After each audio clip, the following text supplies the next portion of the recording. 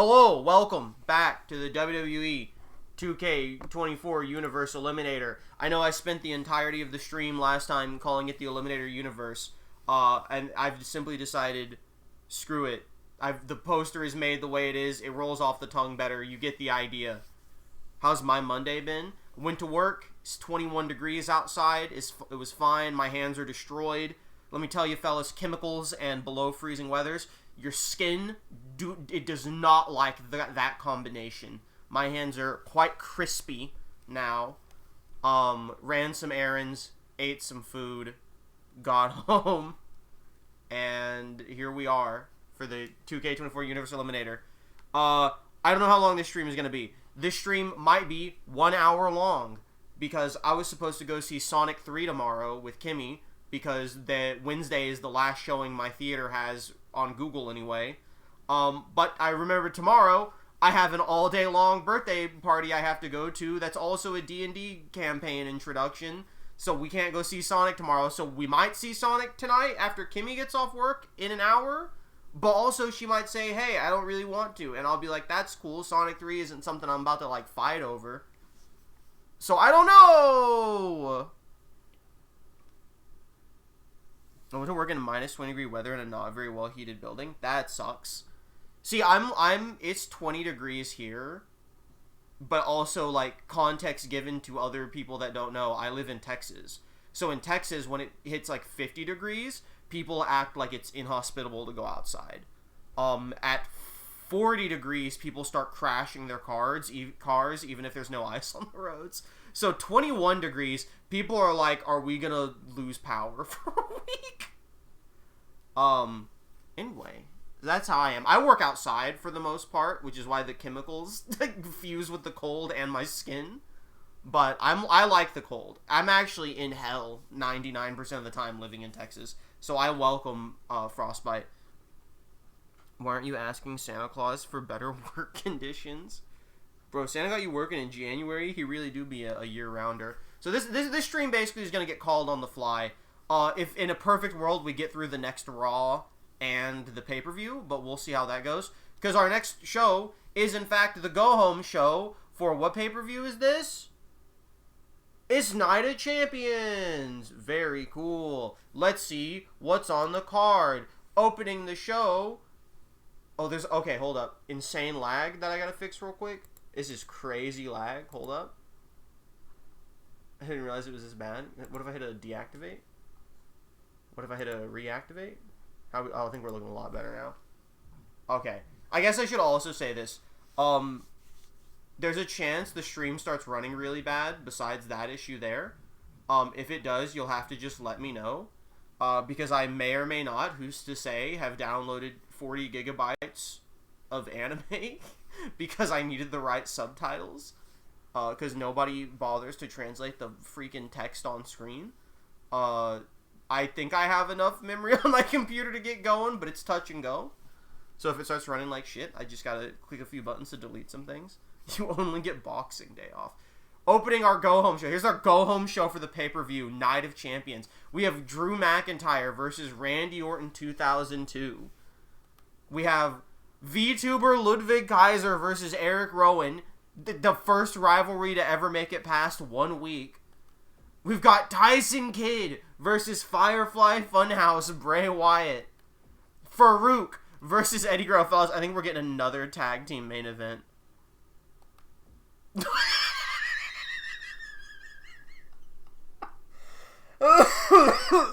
Fellas, no, we are not. We are not. And in our main event of the go-home show, the return of Performance Center champion Noam Dar in a triple threat match against Booker T and Cristiano Ronaldo. Now, I will say, this does not say it is for the title. By Universe Eliminator rules, this match is for the title will change hands, but only if Noam Dar is pinned. If this said it was a title match, then it's whoever wins gets the title. It is a title match. However, because it doesn't say title match, you have to pin Noam Dar to get the title. That is the ruling on that. And we're jumping in. We're going right in. Drew McIntyre versus Randy Orton. I'm going to throw this up and not look at the screen so we don't have the rival action spoiled. And here we go. This is fresh. Oh, my TV is so loud. Holy crap. Oh, he went for the Claymore! He went for the Claymore! Right out of the gate. He knows that up-and-comer Randy Orton he's a real threat. He's a menace. Why is Orton so big? He knows he's gonna be a big deal in the future, so he might as well start off big now. This new Randy Orton fella, he's a jacked lad. We've never seen a fresh up-and-comer like this before. This is a real, potential legend in the industry. Drew McIntyre saw that threat and he immediately went for the Claymore. Oh, Randy Orton dodging the stomp from Drew McIntyre, spinning him around. I guess young Orton was roided up, allegedly! Orton going for a funny neck breaker. That is, in fact, a regular neck breaker. There was nothing... That was the least funny neck breaker I may have ever seen in my life. Allegedly didn't pass for drug test. It's the difference... It's like saying... Factually, I got an F on all of my tests, allegedly, because I didn't study. All right, you can prove the outcome, you can't prove the cause. Fellas, the 30 and out policy allegedly doesn't affect me. It doesn't affect them because it's allegedly. Hey, fellas, I got a text back from Kimmy, which means I have to look at what Sonic 3 showtimes are. So I'm going to stop talking about this honestly really good match for a minute because I need to respond quickly. So please enjoy the visuals of Drew McIntyre versus up-and-comer Randy Orton while I talk about what Sonic 3 showtimes are currently happening around me. Don't worry, I'm not stupid enough to dox myself. Alright, we've got showtimes at 7:10 and 9:50. That's it, actually. Those are the only two showings. So I can just go ahead and reply to her. Only two showings are 7:10 and 9:50. Easy peasy. Double checking I did not send the wrong time because I am stupid enough to do that. Alright, fellas, we're getting back to the Drew McIntyre versus Randy Orton match. He hit the big knee. Is that going to be enough to put Drew McIntyre away? Only if you're a stupid idiot would you say that. What is that? I submit to what? Who's... Dude, it's Biz. Dude, why is there subs in the crowd? Why is there people, like, holding up signs, like, declaring their submissiveness to someone? Is it Big Dom Drew McIntyre? Not related to Dirty Dom Mysterio? BDSM Drew McIntyre? The D and M in BDSM stand for Drew McIntyre? I almost said, what does the BS stand for? But that joke kind of just writes itself. Young Orton does look like a Buffy character. It's... You know what? Alright, I'll raise you. Drew McIntyre looks like a supernatural character.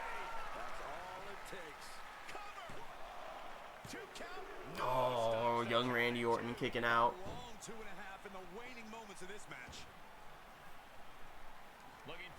What is he doing?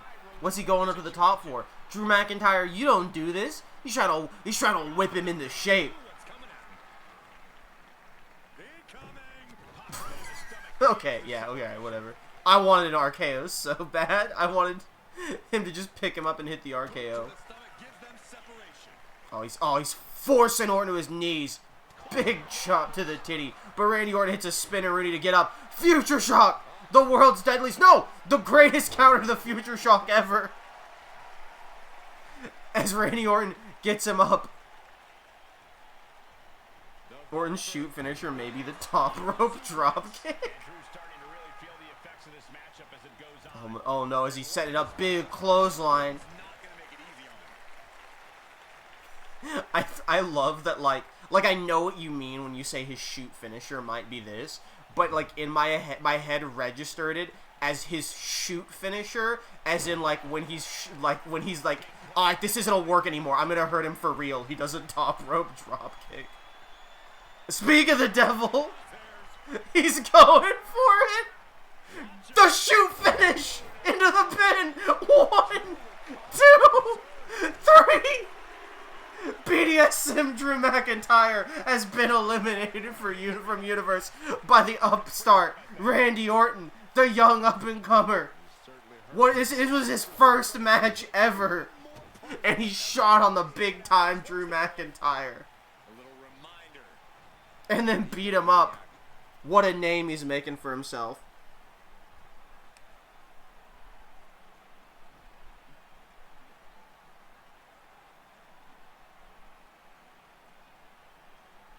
Sorry, 1 second.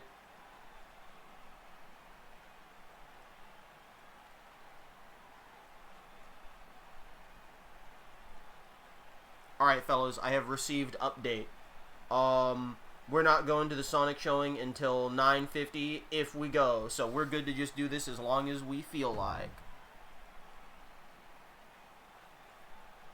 He's stomping him. The foreshadowing of the stomps!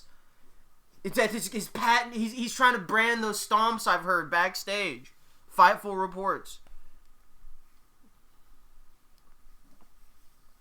Anyway, Ludwig Kaiser versus. Wait, I can choose the rival reactions. Hold up. Oh my god! What is this? Wait. Wait, is this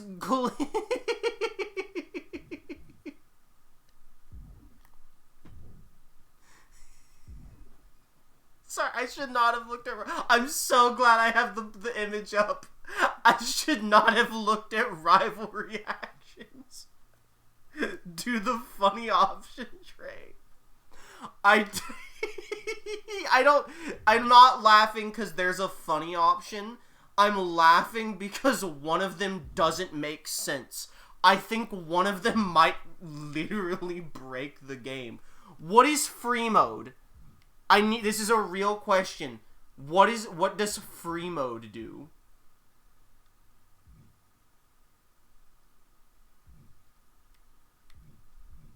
There's an option that says free mode is off, and I can hit a button to turn free mode on. I need to check this real quick. Rivalry action free mode. Because this was not in the option settings. Oh, there's the Reddit post. Someone explain free mode to me. I can do this. We have time now.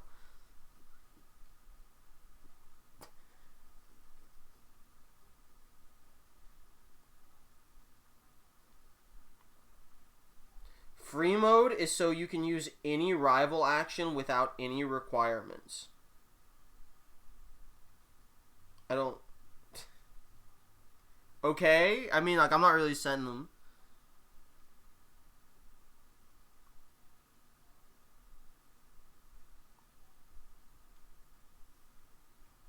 If I just turn free mode on and then leave it.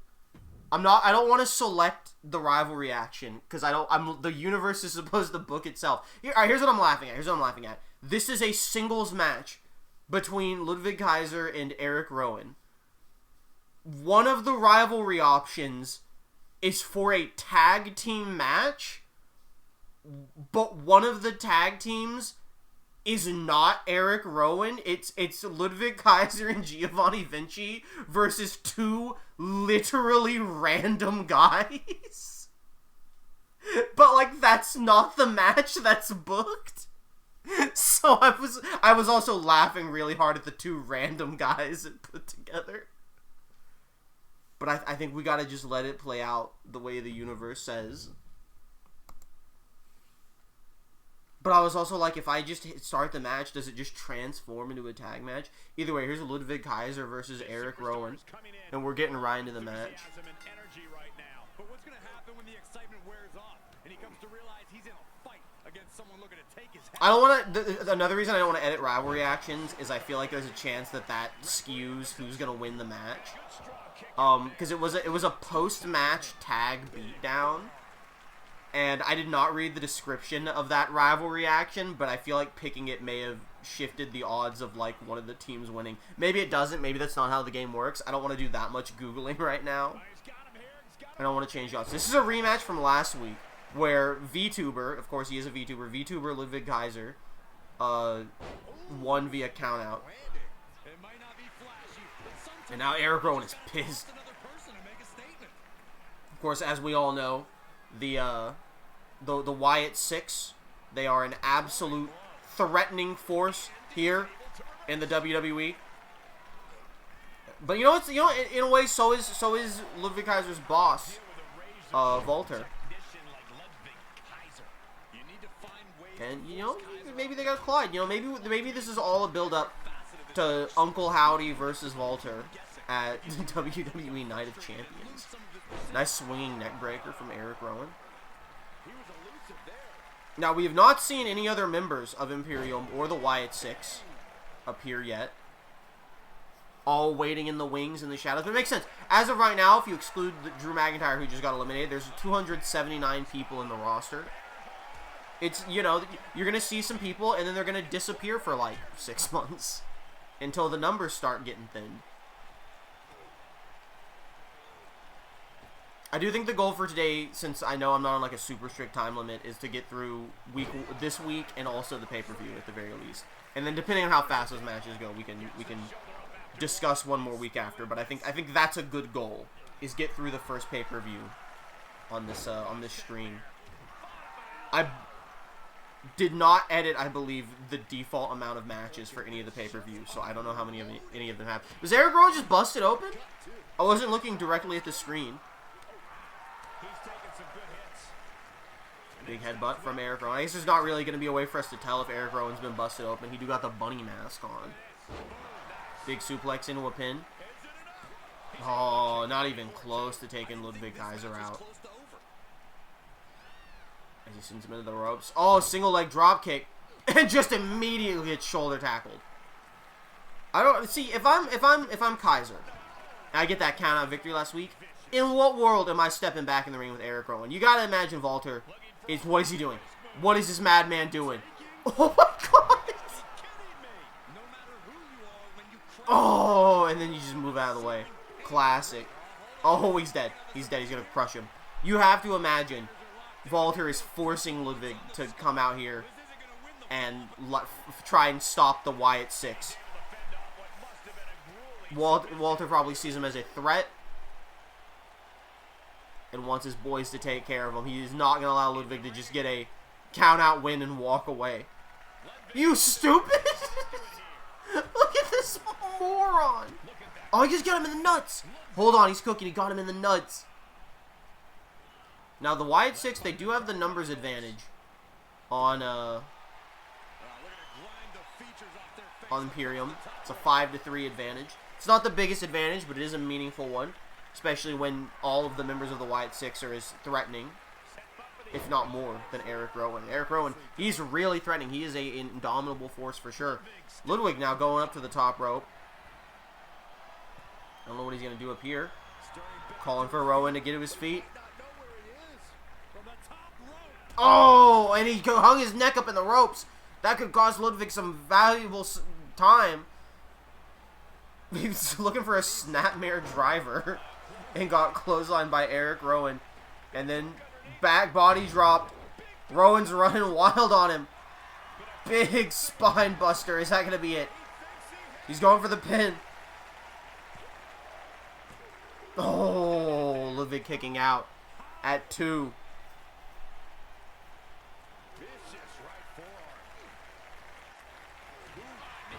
I think he's in trouble. I don't think he's going to be able to weasel his way out of this one. What was that? Why did Eric Rowan just do a little dance on him? This is the thing. You know what? That's the thing. Everyone talks about the big, scary, dominant side of Eric Rowan. Nobody talks about how, at the end of the day, he loves having fun. Eric Rowan, that's a real guy that loves to have fun. Oh, what the... Oh, God. What is he setting up here? Super choke slam? Just a superplex? Oh, yeah, that's a superplex. Is he alright? That seems like a lot of head selling for a superplex. Oh, okay, yeah. He was setting up the sell for that. Into the pin. Iron Claw from Rowan. Oh, that ref took a bit too long to get there. And that may have saved Ludwig Kaiser, who now rolls outside of the ropes. Eric Rowan coming at him. Oh, no, not the ring apron. Okay, just punched him square in the face. All right. Oh, I don't think he sees that Ludwig is right back up yet, though. And Ludwig doesn't care. Ludwig's taking some time. He's catching his breath. He's taking a moment. He's debating if he even wants to get back in the ring with Eric Rowan. Oh, and Rowan's not going to give him that decision. He's going to take it.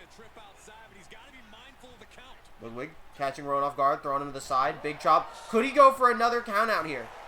If he gets the count out, that is a second strike on Eric Rowan count out wise. Oh my, going for the clothesline. The choke slam, not a clothesline. Air raid crash siren from Ludwig Kaiser. Possibly looking for a finisher on the outside. What is it? Oh, Sister Abigail to Eric Rowan. The insult. What a count? We had a 5 count. Is he doing it? Is Ludwig doing it again? He can't get up. He's too injured. Oh, he doesn't want the count out. Never mind. He definitely wants the count out. Hit the enziguri. We did 7, 8. He's going for it again? 9. He can't do it. It's a double count out. It's a double count out. It's a double count out. They're both gone. He throws him in. They're both eliminated. They're both gone.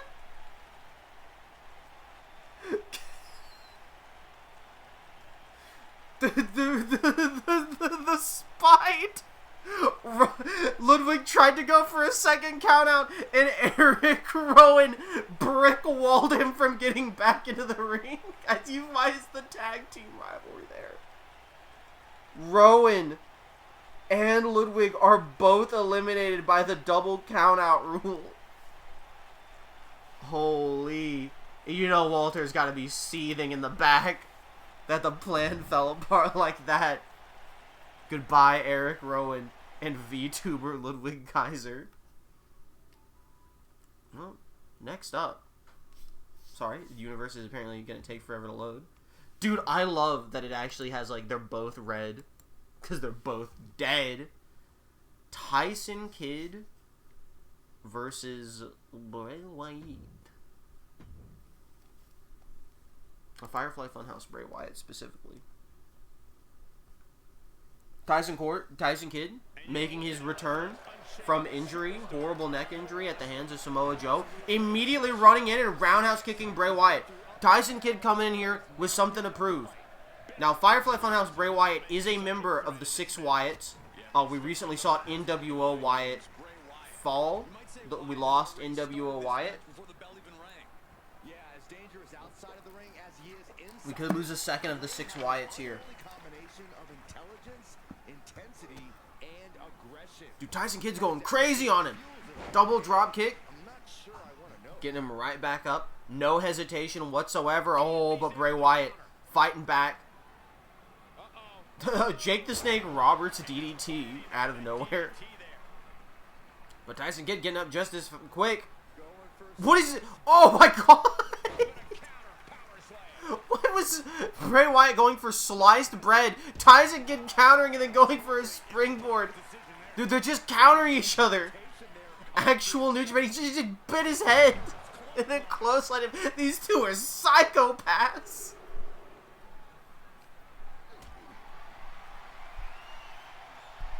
Wyatt's got him up, looking for a power bomb on the ring apron.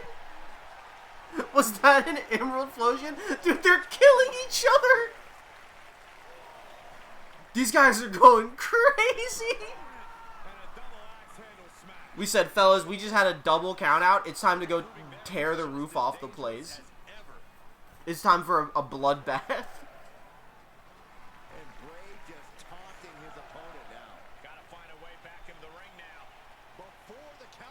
Getting up. Okay, I thought he was going to go for a springboard. Bray Wyatt grabs him immediately. Punch to the little bit of his spine.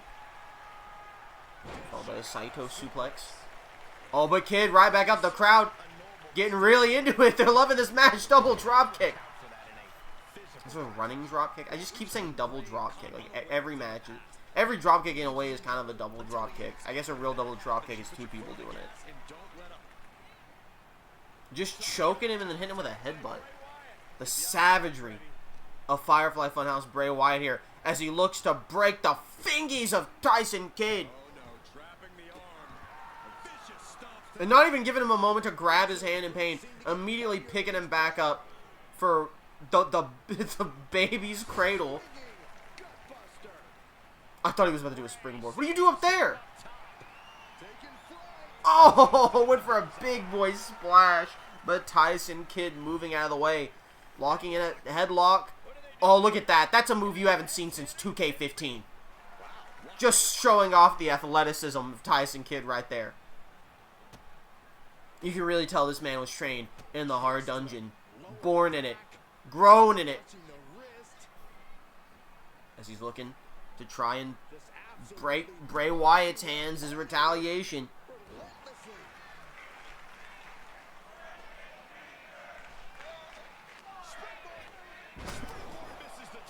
Alright. Sick. And Tyson Kidd thrown to the outside.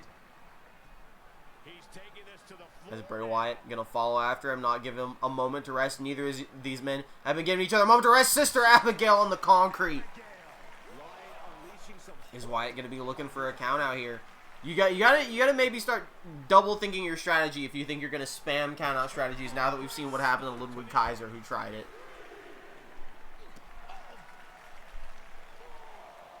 He gets Tyson Kidd. Oh my God! He hit his head on the barricade off the dragon screw. It's a 5 count. Tyson Kidd wisely throwing Bray back in the ring. Wants to go for the actual elimination. I keep thinking he's going for a springboard when he does that. They're catching each other, but Wyatt has him up. Stun gun to Tyson Kidd. Into the pin off the stun gun. But he did get Sister Abigail on the concrete earlier. Oh, Tyson Kidd able to kick out. On Wyatt not hesitating. I think he's calling for, could be the Mandible Claw or the Sister Abigail again. It is the Mandible Claw. Tyson Kidd very close to the ropes. Is it going to be enough? No, he's going for the pin. He tried to pass Tyson Kidd out. Did he do it successfully? He did. Firefly Funhouse Bray Wyatt knocking out Tyson Kidd and eliminating him. You hate to see Tyson Kidd go on his return from injury, but you got to give it to him. That was a hell of a match between these two.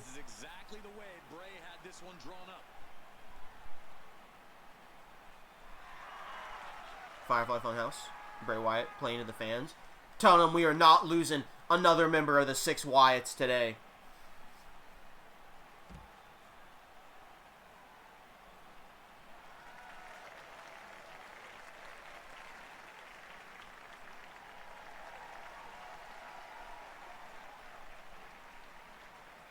Alright then.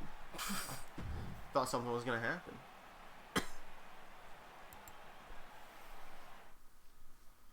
What was the rivalry action for that? Can I view what the rivalry action was supposed to be? Oh. No, I cannot. Well, fellas, it's time for Farouk and Eddie Guerrero. Now, Eddie Guerrero actually is Frosty's pick to win the entire Universe mode. So this is going to be big. Can Eddie Guerrero get through Farouk? Need the gut from Farouk. Throwing Eddie over the top rope. People love to be fighting outside, but not Farouk, apparently. Kicking him hard.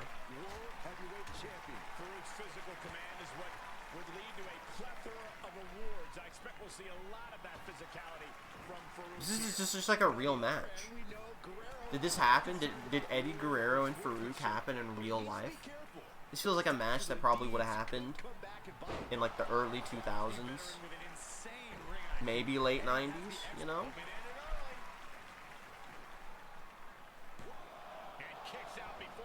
Imagine if that was it. Imagine like Eddie Guerrero just squashed him like that. Didn't even hit a big move.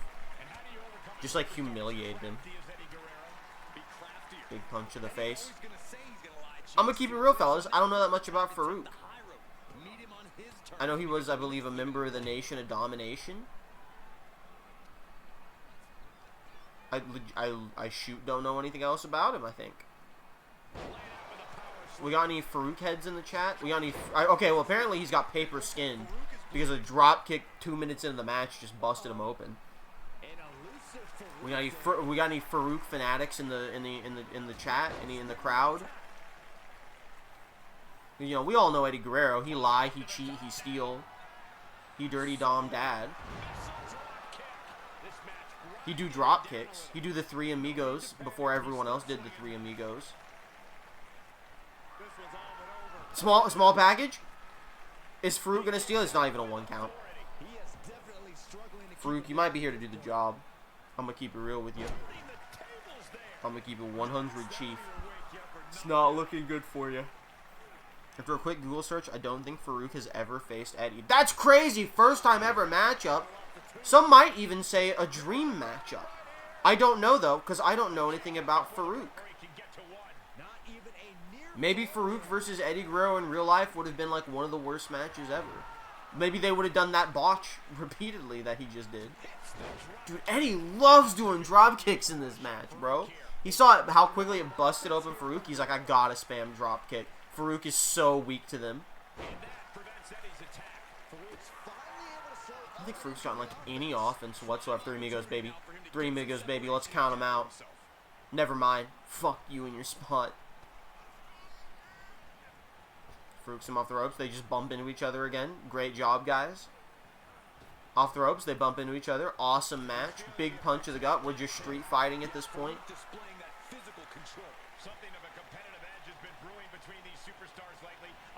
Yeah, alright, yeah. Send him to the outside. Send him to the outside. It's how we turn every match around. Just kidding. No, it's not.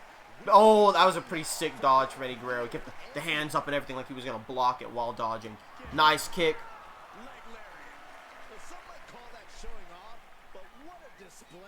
What is he dancing for?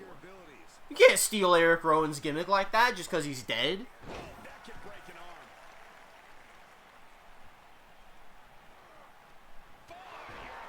He sent him for the frog splash. I could tell in the way that energy filled the crowd.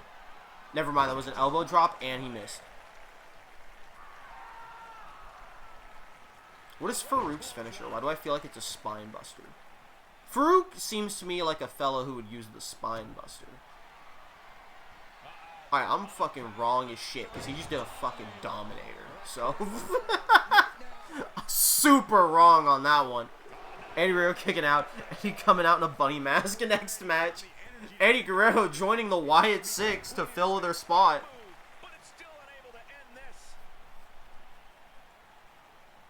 Yeah, bro, he made it. I'm gonna assume you're saying that in reference to he made the Dominator, in which case that's pretty sick.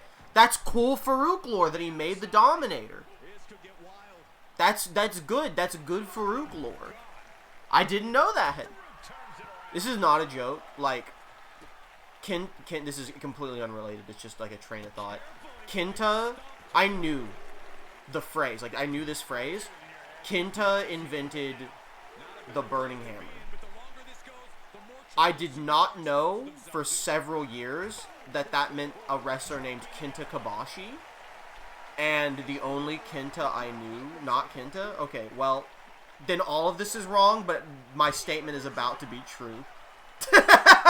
I was about to say that regardless of if Kenta Kobashi created or whatever, it was Kobashi? Oh, okay. Yes, my point was, for several years, I thought the man who at the time in NXT was Hideo Itami, who I knew was known as Kenta in Japan, I thought he had invented the Burning Hammer, because all I ever heard was Kenta invented the Burning Hammer, and people said Hideo Itami was Kenta. And then, I want to say 3 years after Hideo Itami debuted in NXT, I learned that Kenta Kobashi was a different wrestler who invented the Burning Hammer. Now, did Kenta of Hideo Itami fame invent the GTS? That's my question to Frosty, who would know more about New Japan wrestling. Because I am pretty sure he used it before CM Punk, but I do not know if he was the one that invented that move.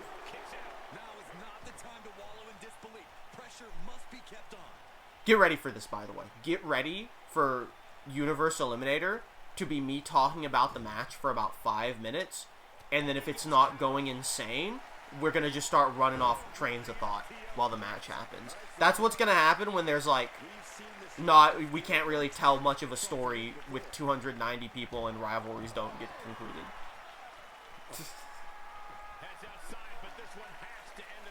He stomped Eddie Guerrero's head there, though. There was a period of time where Kenta's moveset was just stolen by everyone, the two most famous ones. As I wait to hear the update. 3 Amigos on the outside, but gets countered by Farouk. Brought back into the ring from the floor. Eddie Guerrero trying to wrap things up. I get that, like, the GTS, I get that, like, his moveset was, like, stolen a lot. And that includes the GTS and the flying knee. But, like, did he invent the GTS? Or, do you know who invented the GTS? This might be a tap out. I think that was a tap. Okay, I'm going to assume that was a tap out because we hard went to a cutscene. Eddie Guerrero has defeated Farouk by submission. Both were made by him. That's kind of crazy that in, like, the year 2000, like, in the early 2000s, I assume, you invented the flying knee in wrestling. That feels like something someone would have figured out like 20 years prior. Alright, you know what? Hey man, good shot to Farouk. Had a wrestling match, gave his opponent a handshake after tapping out. What a respectable match. Just a respectable guy, this Farouk is. What if I go into the corner then knee them? Yeah. What if I run really fast and I hit you with, like, my knee? And I, like, it really, like, it hits them bad. It hurts. Fellas, it's main event time. It's main event for the go-home show for Night of Champions. Let's get this image one last time, actually, because I don't think this is a rivalry match. Cristiano Ronaldo, Booker T, and the PC champion Noam Dar. If Noam Dar gets pinned, then whoever pins him gets, or submitted, then whoever pins or submits him gets the Performance Center Championship. There's the image you wanted, by the way, Frosty. I don't know why they changed positions. They, like, heard you, and they gave it to you. Dude, Noah Dar's so smug, man. I love this dude. Booker T being really serious works here, too. If Ronaldo or Booker T get pinned or submitted, they are eliminated from Universe. Gotta go with King of the Fighters with Cristiano. All I know is that Drew invented the Claymore. Yeah! He invented the Claymore because he was gonna do a running drop kick and, like, his pants ripped and he doesn't wear underwear because he's Scottish, so his, like, nuts were gonna come out. Oh no, he could tell his pants were gonna rip because they were the wrong size. And if he did, like, a drop kick, it would rip and his nuts would come out.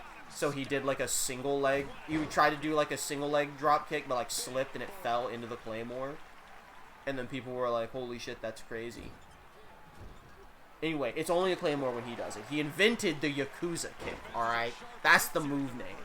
Claymore is when he does it.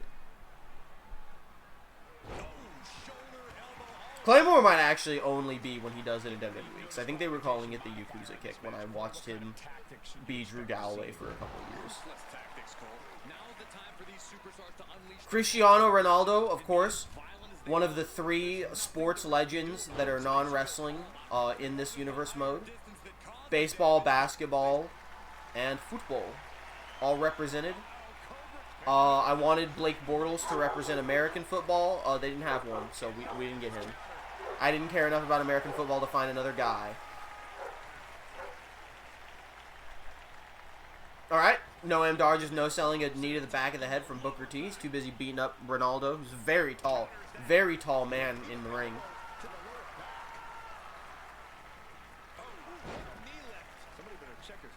Big knee. Inverted DDT as Noam Dar looking to get a weapon. Of course, triple threats, no disqualification. You can grab that kendo stick, you can throw it on the ground, you can do whatever you want. Secret mouse tool that'll help us later. Booker T dropping Ronaldo on his spine on the ring apron. Now, this is not Falls Count Anywhere. You do have to pin or submit an opponent inside the ring, but you're welcome to beat him up outside the ring. as long as you want. And look at that. Look at that. That's why he's the champion. He is not working unless he needs to. Just kidding. Noam Dar, a wise weasel, always knows when to strike. And that's why he's your Performance Center champion, baby. Now, this is taking the place of our undisputed championship match. The last two shows we've seen Undertaker in action. But at every pay-per-view, we'll go into more detail in a bit when we get to the pay-per-view. At every pay-per-view, every title must be defended. Now, there's only 3 titles in the universe right now, but every title must be defended. That is going to be our only time where we will be possibly editing matches. Will be during the pay-per-views. Noam Dar, the kendo stick he set up. Oh, but Booker T stopped him. We're going to have to save that mouse tool for just a little bit later. Teasing the kendo stick spot. Ronaldo looking for the suplex. Oh, and he did a gourd buster instead. I think that's what that one's called. Ronaldo, very much a clear threat here. It's why they're ganging up on him. Noam Dar sending Ronaldo into the ring, knowing Booker T can cover it. Oh, but he is literally going for the cover. And I think Ronaldo kicked out, but Noam Dar would have been there to break it up anyway. Which I guess Noam Dar doesn't really need to break it up. Like, he doesn't lose his title here unless he gets pinned. So that would have just been Booker T eliminating Ronaldo. But you know, maybe Noam Dar wants to win. Maybe he wants the momentum heading into Night of Champions.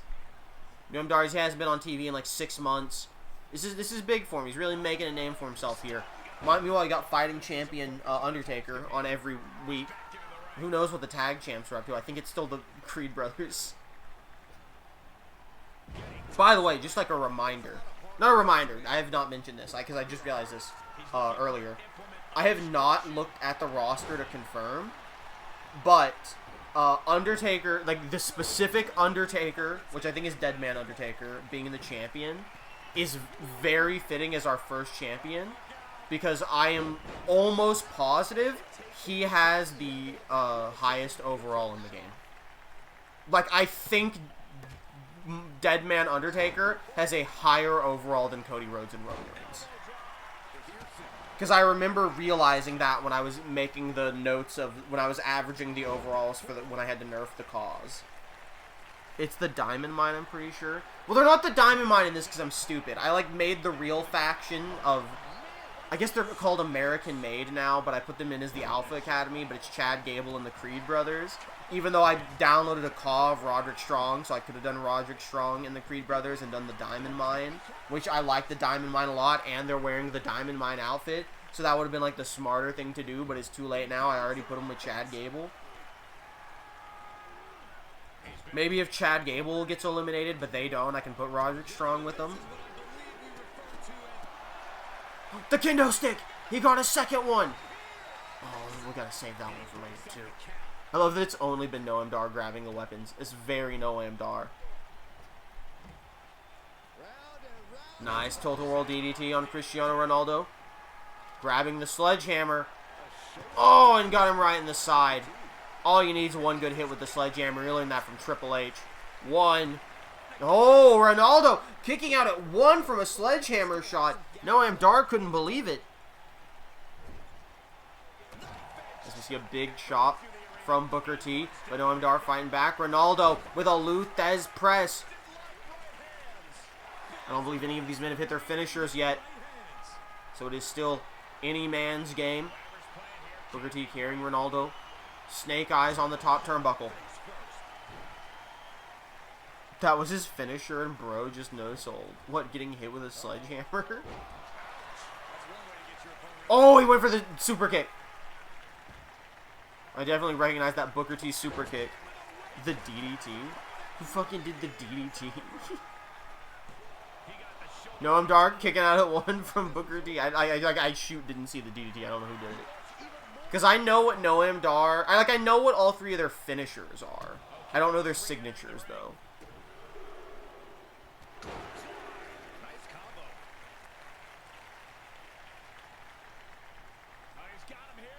Booker T with the sidewalk slam to Noam Dar. Ronaldo. Oh! Kick straight to the face. The power of Ronaldo's foot. He did the wake-up finisher move. Who? I asked who? Ronaldo trying to give him the roast. Referee getting in the way. Kick to the gut. Oh, I thought Booker T was going for the axe kick. No am? Oh, okay. The kendo stick. I think that's a third kendo stick. Oh! That was a crazy hit, too. He hit him so hard he dropped it. And then immediately got thrown in the corner by Ronaldo. Oh, but Booker T now using the sledgehammer himself into the pin. That's a second sledgehammer hit to Cristiano Ronaldo. But he kicks out at 2. Noam up to his feet. Booker T looking for a suplex, perhaps onto the sledgehammer. Oh no, it did not land on the sledgehammer. Oh my god, just a nasty right hook. Super kick to Booker T as Ronaldo grabbing Noam Dar from behind. Atomic drop butt buster. Crowd going wild for, I think Booker T was dancing on the outside. I think that's why they were going wild. One more should do it. He does take one more count. Oh, there's that nasty heel kick from Booker T. Busting Noam Dar open. And there's the third sledgehammer shot to Ronaldo. And one more to Noam Dar for good measure. And he's picking Ronaldo up. He knows that third sledgehammer should be it. But he wants to seal the deal. What is he doing? Oh, Ronaldo reversing whatever Booker T was planning. But Booker T fine out of his well. Hit the Pele. Shoot, I don't think I've ever seen a Pele kick in soccer. I feel... Oh, right, no rope breaks on a triple threat. I forgot. I feel like I have seen Cristiano Ronaldo. Like, I feel like I've seen a clip of him doing a Pele kick to score a goal. Out of nowhere! The scissor kick to Noam Dar. The championship about to change hands. Ronaldo on the outside. 1, 2... Oh, Noam Dar kicks out of the scissor kick. Even Ronaldo can't believe it. Dude, Ronaldo threw his hands up. Stump puller from Booker T. Ronaldo grabbing. Oh, low blow from Noam Dar as Ronaldo grabs one of the mini kendo sticks. But Noam Dar, I think, just throat punched him. Noam staying off the ropes. Tripping him. He just face first on the sledgehammer. He just landed face first on the sledgehammer. Noam Dar's got his patented kendo stick. Hit to the gut to Ronaldo. Hit to the face of Booker T. And he's going crazy. This is what we've been building for. But Ronaldo dodges. Oh, and Noam saw the knee coming and dodged that, raking the back.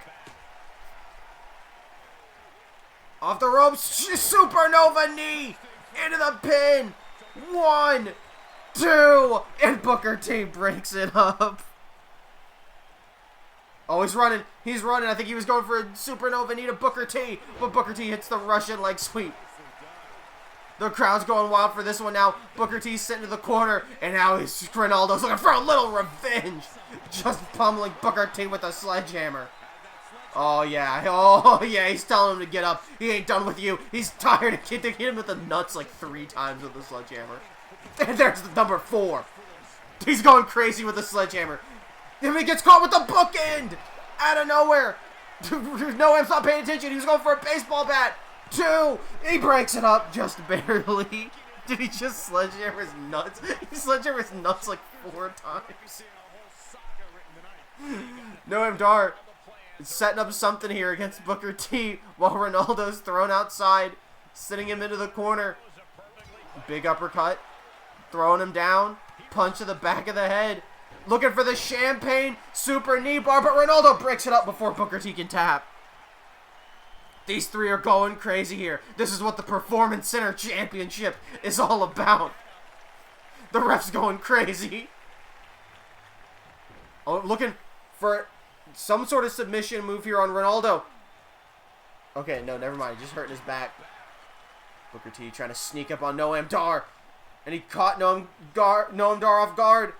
With the razor's edge into a pin. 1, 2, 3, and Booker T is your new Performance Center champion. Sneaking away the win on Noam Dar with that crucifix powerbomb.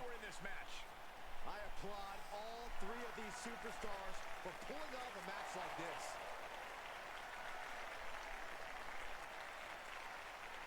I think in a previous Universe mode, Booker T was a former recognized character champion, too. From RC champion to PC champion. You'll love to see. That was a great match.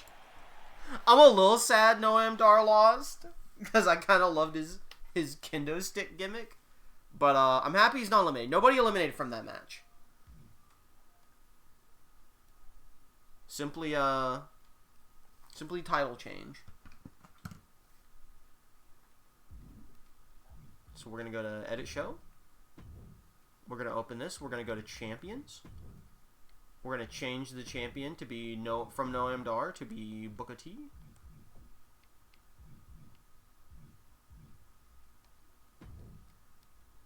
Congratulations to Booker T on the win.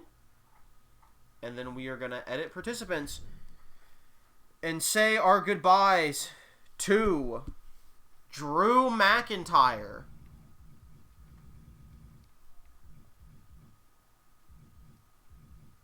If I can find him. There he is. Eric Rowan. Farouk. Ludwig Kaiser.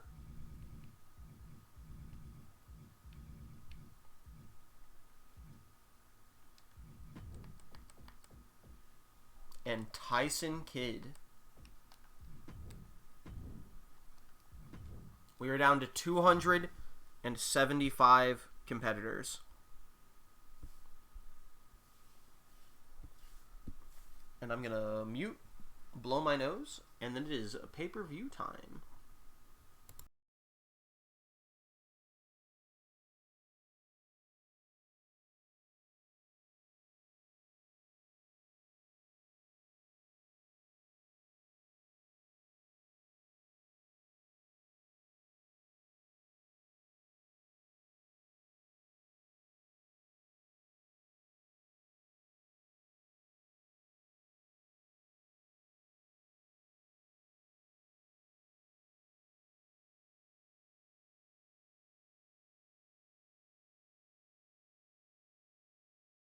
Also taking a quick bathroom break. Give me just a minute.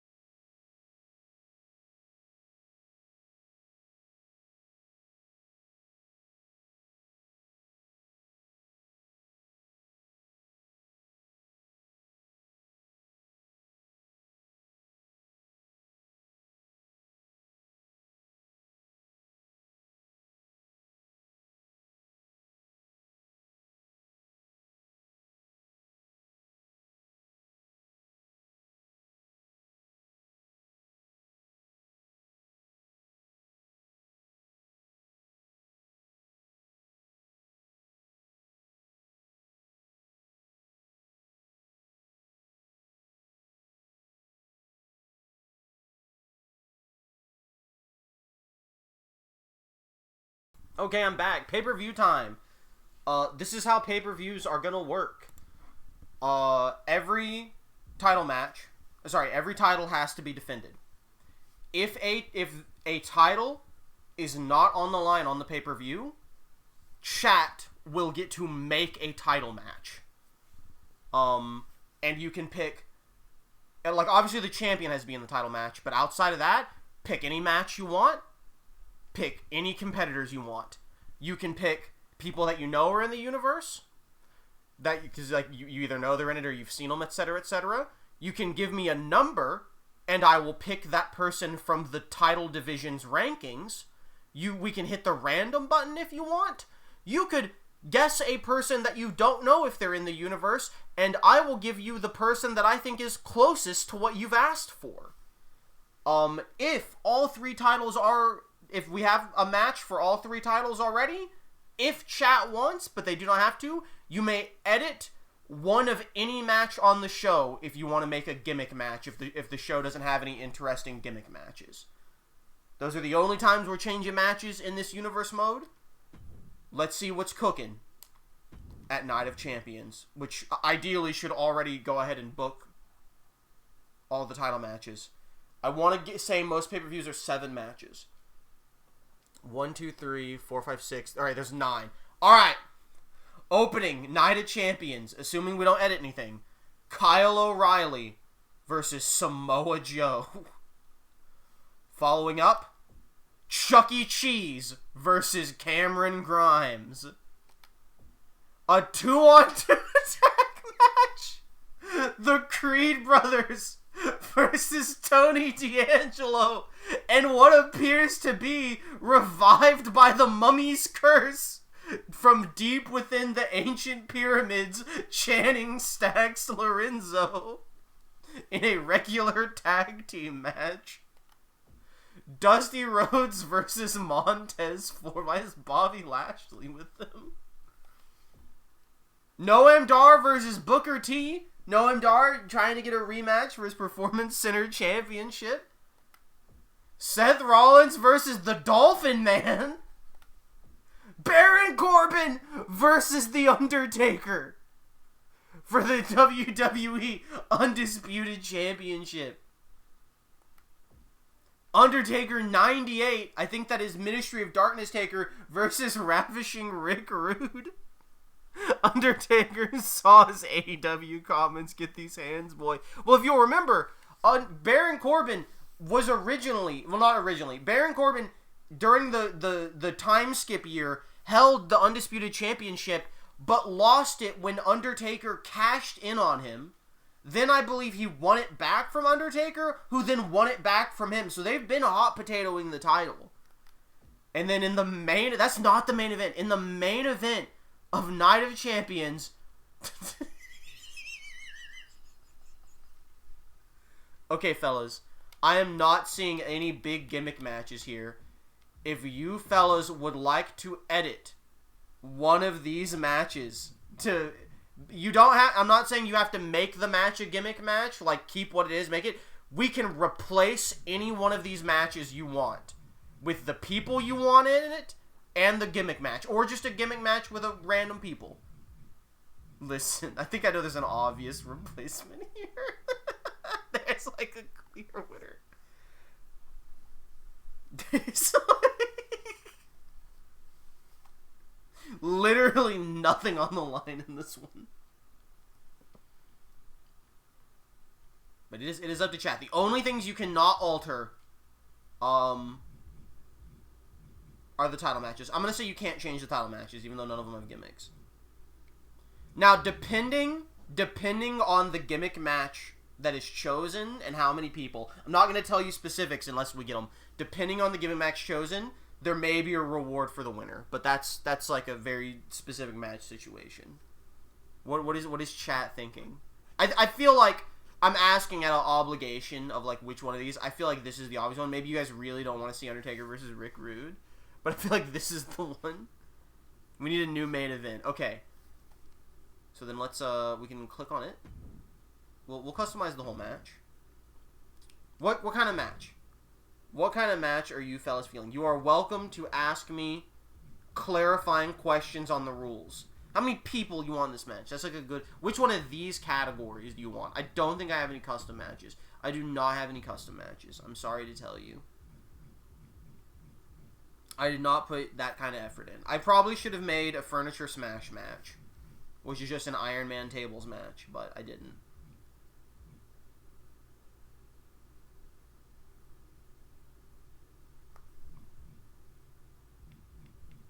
What does War Games get its own little special logo here? I will tell you that War Games, Royal Rumble, Hell in a Cell, Elimination Chamber all have like designated pay-per-views. That doesn't mean you can't pick them. You can still pick them. But those do have designated. You think 1v1? Alright, 1v1 main event. Here are your various options you can pick. I would say don't pick Backstage Brawl. You can. I can't stop you. That's my personal opinion. I would say don't pick Backstage Brawl. Oh, so like a regular singles match? Okay, what do you mean by make the rules different? You mean like just edit the rules minorly, or just make it a different kind of, like make it a gimmick singles match?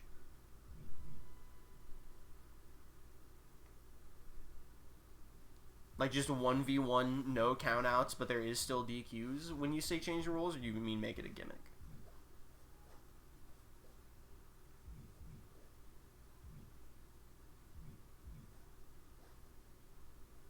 Gimmick match, okay. Well, he wants you to choose Frosty. So what are we feeling here in this 1v1 match? It is 1v1, so no matter which one you pick, the loser will be eliminated from Universe mode. So there will not be a reward for the winner. Your reward will be you get to stay in Universe mode.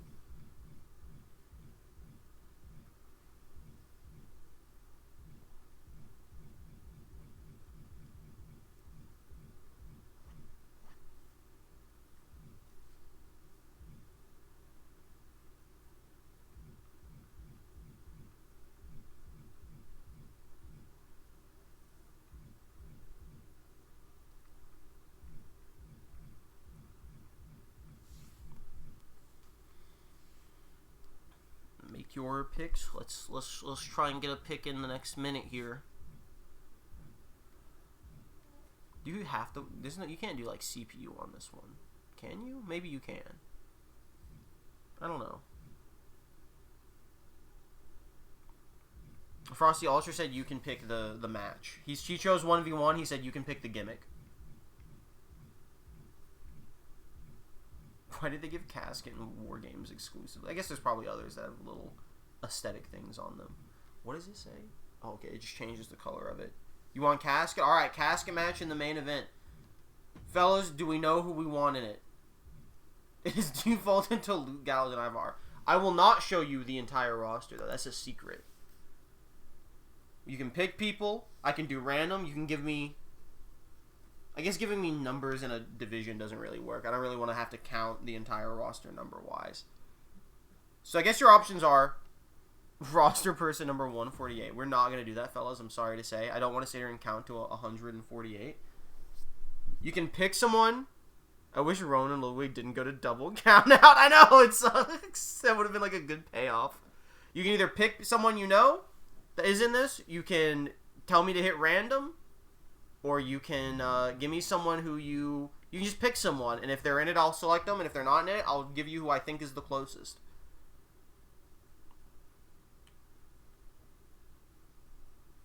Okay. We've got one. Do we got the second person coming in?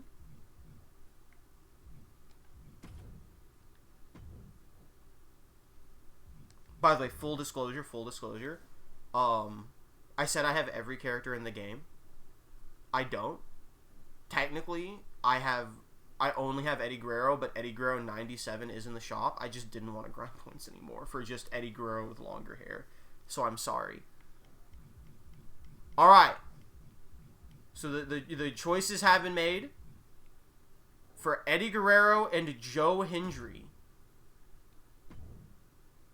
Now, do you want me to reveal if Joe Hendry is in it now, or if I had to pick someone who's close, or do you want to wait till it's actually time for the main event?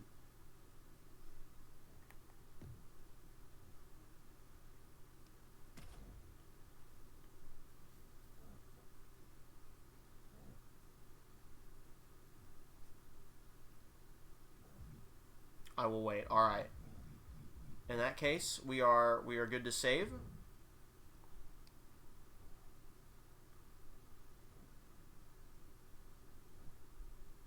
This is a real question. Can you not do run-ins anymore? Can you like not set run-ins to happen? Because I'm noticing like I don't see any options to do run-ins.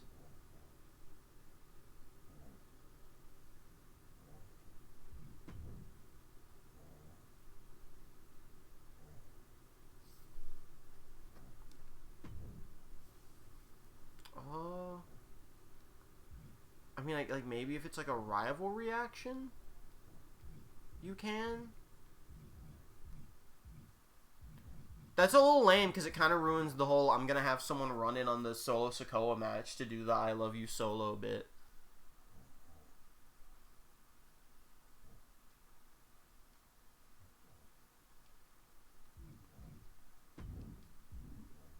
Sorry, I'm just checking something.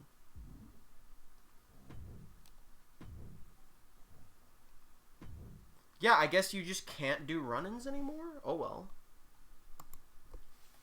Alright, Kyle O'Reilly versus Samoa Joe. Samoa Joe is a member of the Best Bloodline.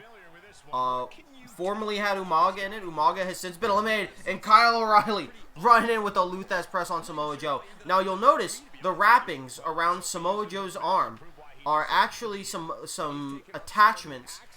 He does still have a bionic arm. It's just as years have passed, his the prosthetics have gotten much more realistic. And it just looks like a regular arm with some wrappings on it now. Technology has truly advanced. Is this a CAW? Which one? Big clothesline from Kyle O'Reilly. Kyle O'Reilly? Yes, that is a Kyle O'Reilly CAW. Indeed it is. None of Undisputed Era are still in the game. Fellas, yeah. They aren't sending their best. I'm sorry, fellas. I downloaded whatever CAW had the most upvotes for the characters I wanted, unless there was, like, one that looked substantially better, which was not common. Big stomp from Samoa Joe. He almost looks like William Regal. Do they, like, put in the effort to get the tattoo on his side, though? This is like the homeless-looking Kyle O'Reilly when he, like, returned from injury to debut in AEW. Let me look up if Wwe 2K24, if you can still do run-ins.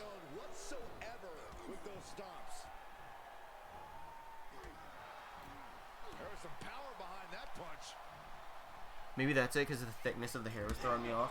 Yeah, I think he's... maybe I'm wrong. Maybe I'm just misremembering. I feel like he's cleaned up a lot recently. But, like, when he was, like, super injured and, like, was making his debut in AEW, he had, like... He looked like homeless Bryan Danielson. He had, like, the full grown-out beard and hair. That was part of the gimmick, is he was, like, sad and dejected that he was always injured, and then he makes, like, the hyped-up return, and then he, like, starts slowly looking more normal over time. There aren't run-ins like there are in play mode, but the devs added a new mid-match attack rivalry action for Universe. I actually haven't tried that specific action yet, but I've seen it on the list. Rivalry actions with third parties involved are a little better if you're interested in choosing the third party rather than whatever randomness like it was in 2K23. Can you add these into pay-per-views? Unfortunately, no. For whatever reason, they make the rivalry actions for pay-per-view / PLE some boring stuff like crush / climb rankings, extend rivalry, and then non-functional but cool-sounding injury and loser leaves town actions. I really wish they'd add run-ins, rivalries, attacks to pay-per-views because they're such a big part of real shows. That is crazy, dude. They actually do just make this game worse every year.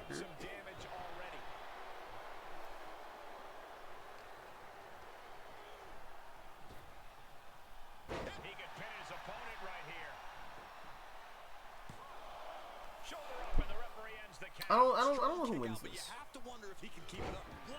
I like both these guys. I'm a big fan. That's why they're here. You know, that's why these are real wrestlers that have been added to Universe mode, because both of these are CAWs.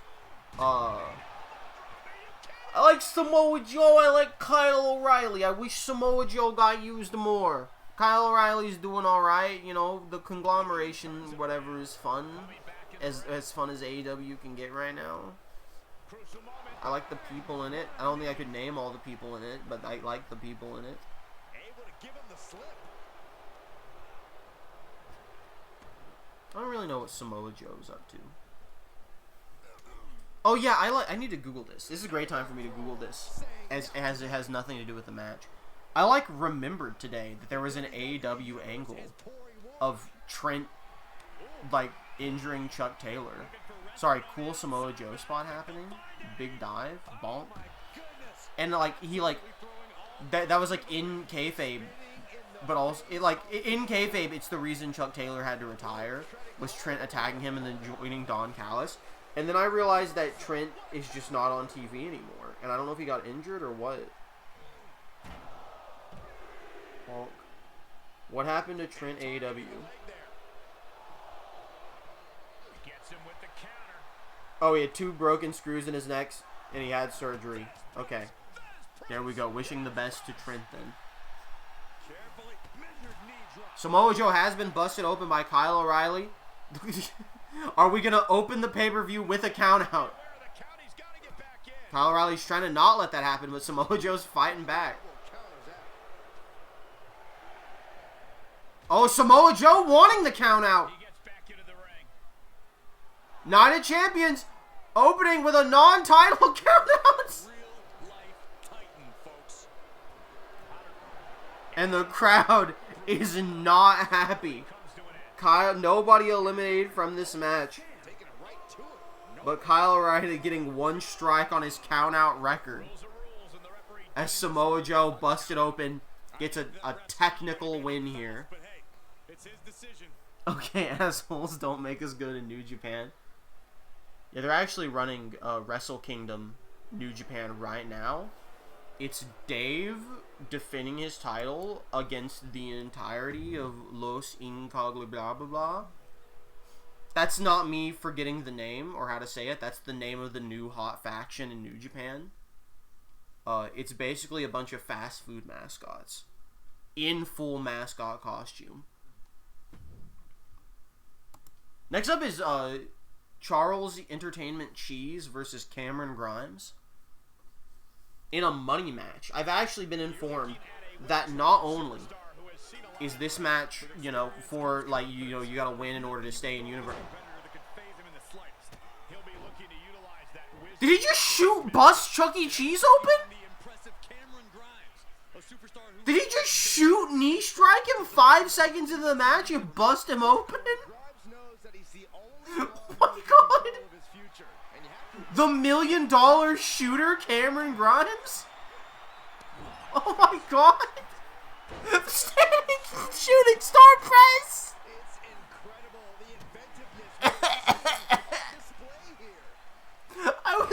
I was gonna make the joke that both of these men have also put $1 million on the line in a money match. And I guess that's true, because Cameron Grimes is not playing around here. Oh my god. Oh, what's he gonna do? He just did nothing. Alright, they're both getting back in the ring, whatever. Let's not get too dangerous. Are we gonna do it again? Punch him in the face. Punch him in the face. Punch him in the face. Get back in the ring. Oh, punch him in the face. Dude, Chuck E. Cheese has a disgusting rat face when you view his profile. Oh my god, nasty. Frankensteiner. Or is that a reverse Rana? I don't know the difference, alright? Like, I know the difference between a Hurricane Rana and a reverse Rana, but is there a difference between a Hurricane Rana / reverse Rana and a Frankensteiner? Is a Frankensteiner a Hurricane Rana, but you spike them on the head, and then a reverse Rana is just always when it's backward? Oh, and another big knee to make that busted open even more. So, of course, it's hard to tell when rats bleed, so we're not going to be seeing a whole lot of blood from old Charles here.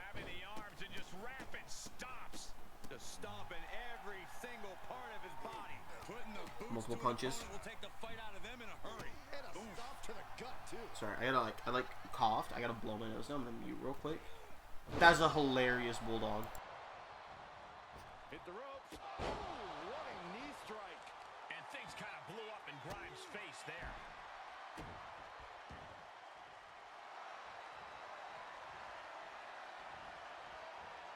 Cobra clutch. Torturing their opponent. In trouble here. A couple of elbows to the jaw, and that'll break things up. Avoiding contact. There he goes, right into the corner. Kick to the stomach. Right on target with a stop to the gut. And they failed to hit the mark. Oh, complete deadlift. This is incredible. Gut wrench. No other way to say it, guys. That looked like it hurt a lot.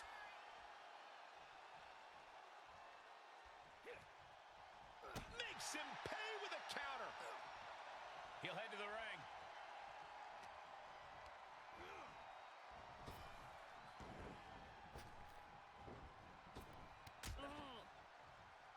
Picking up. And they are not doing that ring apron spot, are they? Ties of the match. No try. Like, if you couldn't find the internet, I cut out Los Gambaba. Did I miss anything? Dude, fuck no. I mean, if you missed the start of this match, legit the match opened with Cameron Grimes hitting a single knee and busting Chuck E. Cheese open. Other than that, it's just been them setting up apron spots and then both deciding not to do it and climbing back into the ring. They went to the ring and said, yes, the second time they've done it too. Oh! Soul swap from Cameron Grimes. Oh, but Chuck E. Cheese right back up. And Grimes just took a licking there. And hanging tough, but beginning to show some wear and tear. Headlock from Chuck E. Cheese. Oh, this is also $1 million match. There's $1 million on the line in this match, which is a penance to both of these men. Running knee strike into the pinfall. The ski knee. But Cameron Grimes kicking out at one as Chuck E. Cheese picks him up for a powerbomb into another ski knee. But Cameron Grimes still immediately rolling out of the ring. Oh. What's he's setting up? He's setting up something here. The suicide dive. The sewer slide dive onto Cameron Grimes. Oh, but Cameron just kicks him in the head. Second running shooting star press. The third. Is he going to do it again? Oh, okay. I thought he was going to spam running shooting star presses. I thought he was going to do it again the way he ran up. He's so shooting star press pilled.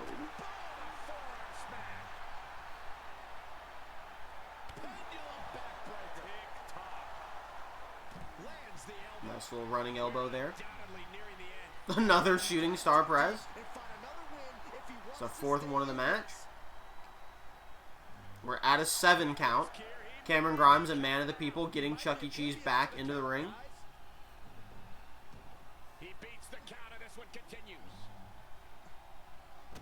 Oh, is he setting something up here? Is he going for a finish? He's He's going up top. I don't know what he's planning here. Oh, just went for a big splash and missed. Should have stuck to your regular moves, brother. Chuck E. Cheese now with the elbow drop to the back. Going for a pin off the elbow drop. Oh, that would have been like really embarrassing if you'd been eliminated from like a regular standing elbow drop like that. Like really embarrassing. Oh, Chuck E. Cheese tried to just punch him in the face.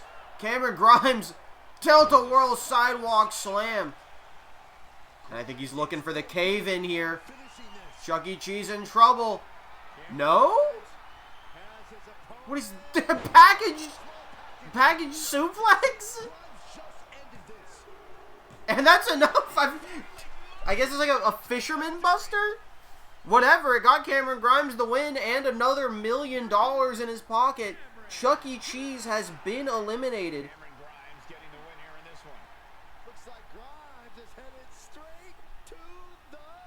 He said, yeah, bring me my $1 million. Oh, he's got the fancy hat, too.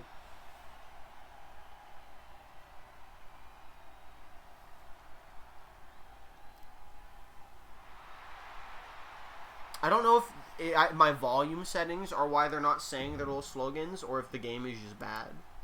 Because he did say "to the moon" there. Next up, Tag Team Championship match. This was going to go a while. The Family versus the Creed Brothers for the ECW World Tag Team Championship. Here we go, all set to see the D'Angelo family. Of course, Channing Stacks Lorenzo, who we all thought was dead, lost forever in the ever-shifting sands beneath the pyramids, has been revived with newfound Pharaoh powers, and immediately Tony D'Angelo tagging in the revived Stacks. Channing Stacks Lorenzo, of course, a legend in the industry before his horrible accident that appears to have transformed him into some form of Egyptian beast. But they are still just as good of a tag team as they've always been, as you can tell here by the repeated tag maneuvers. Giving it to one half of the ECW tag champions here in Julius Creed.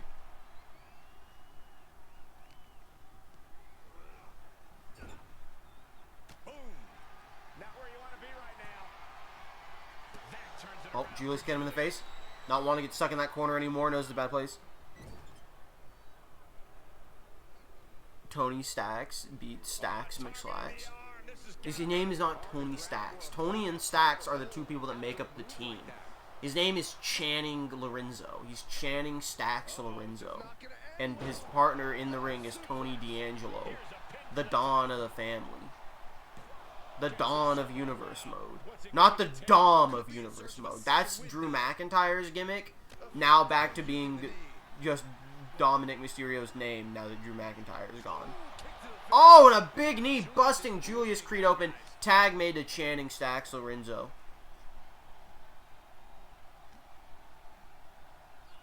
Sorry, I had a brain fart. You're good. I just had to correct you. Alright. Channing Stacks Lorenzo, he's been through a lot. He deserves some shit put on his name, alright? As remember, by the way, I guess I should say this after the ad break's over, to make sure most people hear what I'm about to say. But important rule clarification incoming when the ad break's done. Nice belly suplex there by Julius Creed. Who's slamming Stacks' shitty little knee into the ground. Channing Stacks Lorenzo is better than Stacks McSlacks. Oh, it's not even close. It's by leagues and miles. Which is funny because I think, like, Slacks is, like, in this game, because don't you have to play as him in My Rise, but you don't unlock him in the game at all. Maybe you unlock him through My Faction, but I never did that.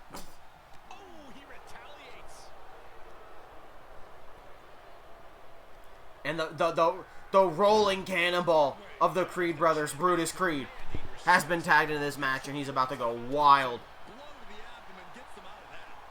Oh yeah, you can see Julius Creed fucked up face.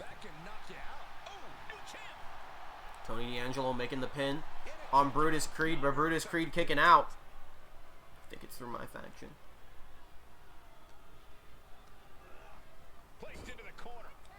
Tag made. Now, now that the ad break's over, I can very important rule clarification here for the tag titles match.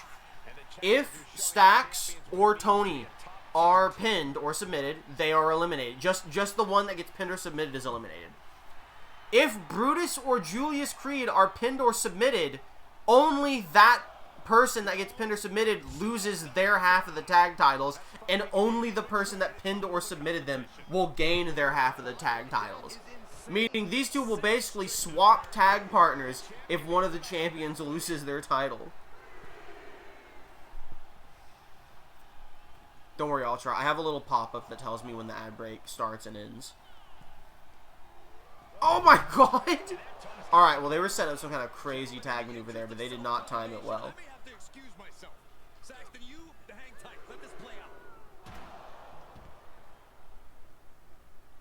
Stacks throwing the corner. We're at a 3 count here. Everybody 3 count. 1, 2, 3.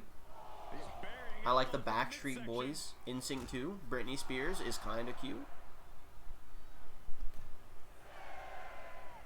Both men making it back into the ring.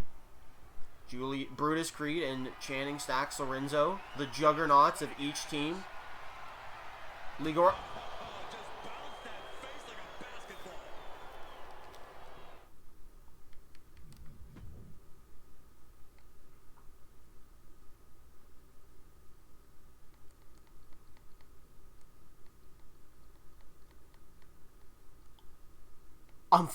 I'm in shock. I can't believe what we've just witnessed here.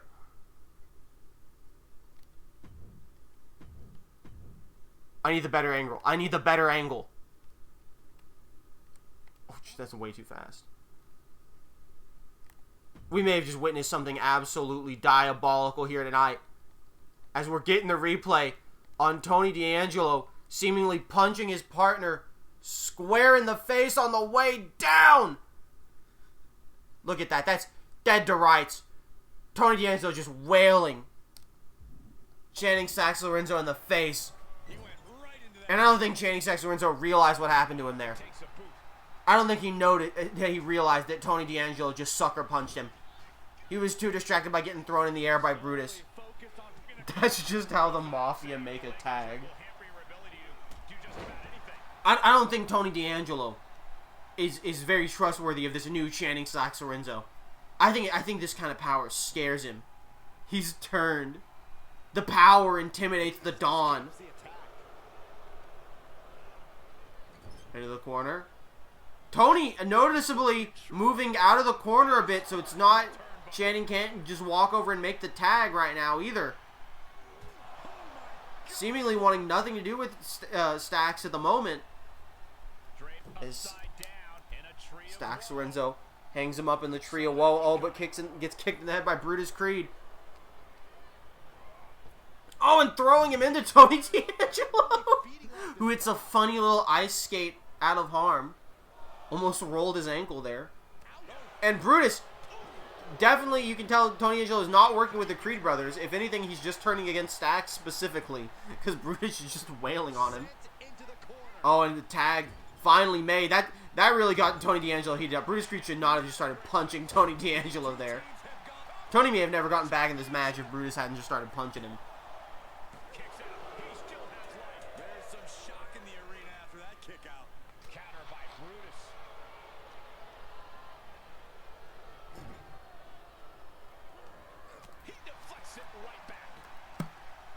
Ivy Nile might be the first woman to show up in this universe mode. Might be the last.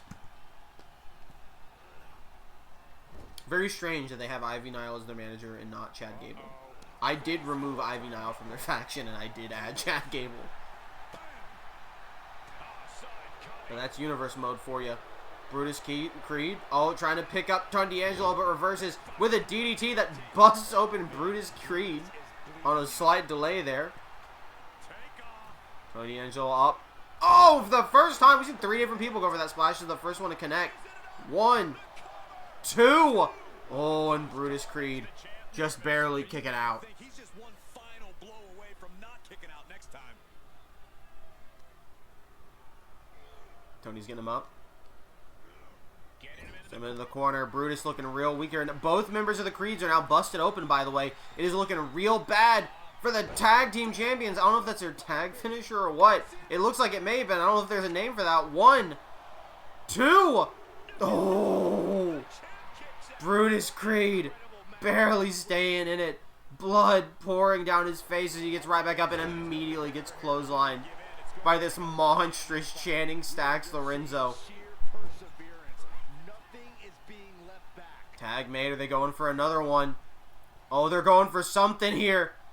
Okay, that looked like it hurt mediocrely amount. But the Jawbreaker, Brutus still fighting, refusing to give in. He's got Tony D'Angelo up and just flattens him, but he's not done. Standing moonsault to the Dawn into the pin. 1. Oh no. Oh, if you're the Creeds, you hate to see that. The ref was slapping his head. He's keeping him awake, brother. Big exploder there. Brutus crawling for the tag while Tony D'Angelo taunts. Tony, he's getting cocky. The tag's been made to Julius Creed as Brutus is almost dead on the ground. Julius sending Tony D'Angelo into a tilt-a-whirl backbreaker. Stacks was calling for the tag, but Julius, not as foolish as Tony D'Angelo, not going to let that happen. Julius carrying him to his own corner, off the turnbuckle, taunting Stacks. Oh, but Stacks punches him in the face. Maybe the ego did cost him, but no. He throws him in the corner. Tony D'Angelo reversing, punching him in the back. They're back in the corner. Tag maneuver being made here. Oh, double shoulder tackle. And they hit the funny shoulder tackle to each other. That was a pretty sick taunt, actually. Maybe the boys still got it. Into the pin.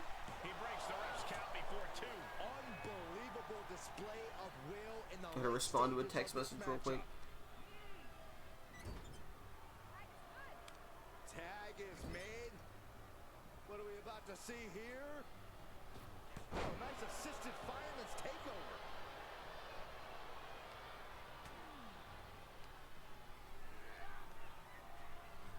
Brutus has been tagged in, I believe. I was looking away at the phone. And Tony D'Angelo, of course, going to break it up. We're in the end game of this tag match now. People are going to start. Now we're in the. People are ready to be pinned. We got to start breaking them up. Stacks into the corner. You can tell Brutus Creed, I think, has had basically everything taken out of him, but he's going to try and take everything out of Stacks Lorenzo as well. Oh, picking him up. What's he? Oh my God! That's the strength of Brutus Creed, but that's the resilience of Channing Stacks Lorenzo in his new reformed state. I think he was thinking about the cannonball there. But Brutus Creed throwing him head first into the turnbuckle. Oh, Stacks fighting out. Kick to the tummy. Double underhook. Stacks Lorenzo reverses.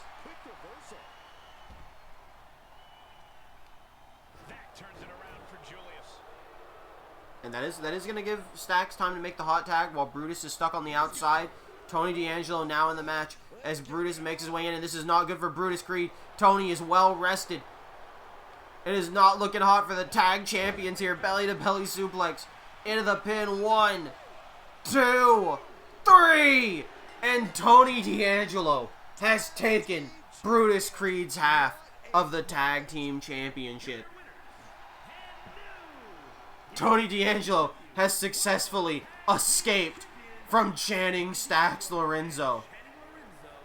Stacks will have that belt taken from him. Nobody eliminated, though. Nobody eliminated. So your new tag team champions are Julius Creed and Tony D'Angelo. And you have the new tag team of Pharaoh Stacks Lorenzo and Brutus Creed.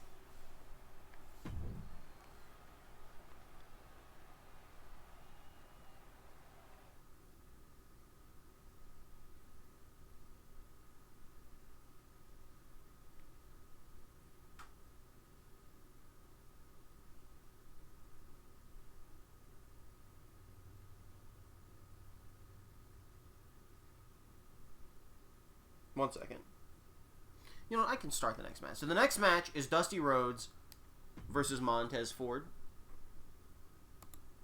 Montez Ford, in kayfabe timeline, was the winner of the... Oh my God! Dude, they're starting these matches off hot. Montez Ford... So Doink, it was the last winner of the Royal Rumble. Montez Ford was the winner of the Royal Rumble before that, in my eyes, but was taken out by He Who Shall Not Be Named, and never got his shot at Mania, just like Doink never got his shot at Mania. So really, Royal Rumble winners not having a great track record at Mania, of literally not even making it there. Because I say Doink did, because it's like, Montez Ford had his arm broken by He Who Should Not Be Named. Doink was buried 20 feet under the mantle of the earth by Big Michael. But Montez Ford, he's making his big return. He's showing why he deserved that shot at WrestleMania and why he's going to get another one as he's going crazy on Dusty Rhodes. Dunks, are you trying to climb up here? Okay, Dunks has decided who's coming up. That means repositioning everything. IQ offense. That's a very intriguing strategy, Corey, and I agree it's one that can be very effective. Oh, back elbow. Here he goes for the win. Fending off a 2 count there. Channeling his energy to stay in this matchup. DDT! And Rhodes is being taken apart now. It is all Montez Ford right now.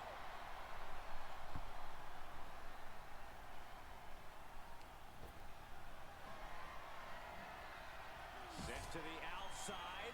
Sorry, still working out plans here. Oh, Montez Ford setting up a big dive as the ref counts Dusty Rhodes out. Dude, why did that get like a whole fancy cutscene? It was a pretty big. Dude, it didn't even do anything to Dusty Rhodes. Imagine if like you got someone outside in like an 8 count, and then you went in and triggered the suicide dive to lock them in a cutscene until they got counted out. To like scum online matches. Sorry if you end up hearing Dunks honking or wheezing. He has decided to sleep in my lap right next to the mic. Because he goes outside and it's 20 degrees and then he comes in. He goes, ooh, I am fat and I am fluffy, but it is still cold and I want to snuggle now. And who am I to say no to this large fella? Oh, you see Montez Ford kind of like limping a bit there? Montez Ford just got back from a horrible arm injury. Could his leg be injured immediately? Oh, and the DDT busting open Dusty Rhodes. That looked nasty, too. That looked like it spiked him real bad. Dusty Rhodes in the corner. Oh, elbow to Montez Ford.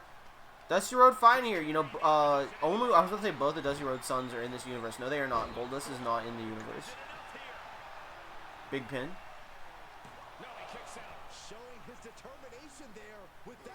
Goldust is in this universe. Goldust is actually also in New Japan. He's the leader of the Freakazoids, which is a tag team that consists entirely of just Goldust doing different personas.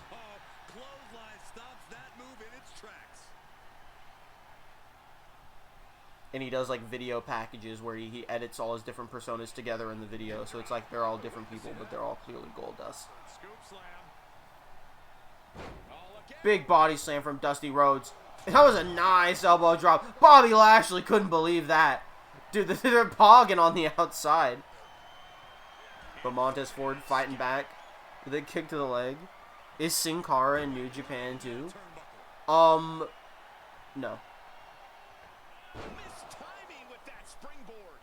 Sin Cara is in his own company. It is called Sin Cara. All one word. It replaced a certain different promotion after they were shut down. And it is made of nothing but Sin Caras. Different people. Oh.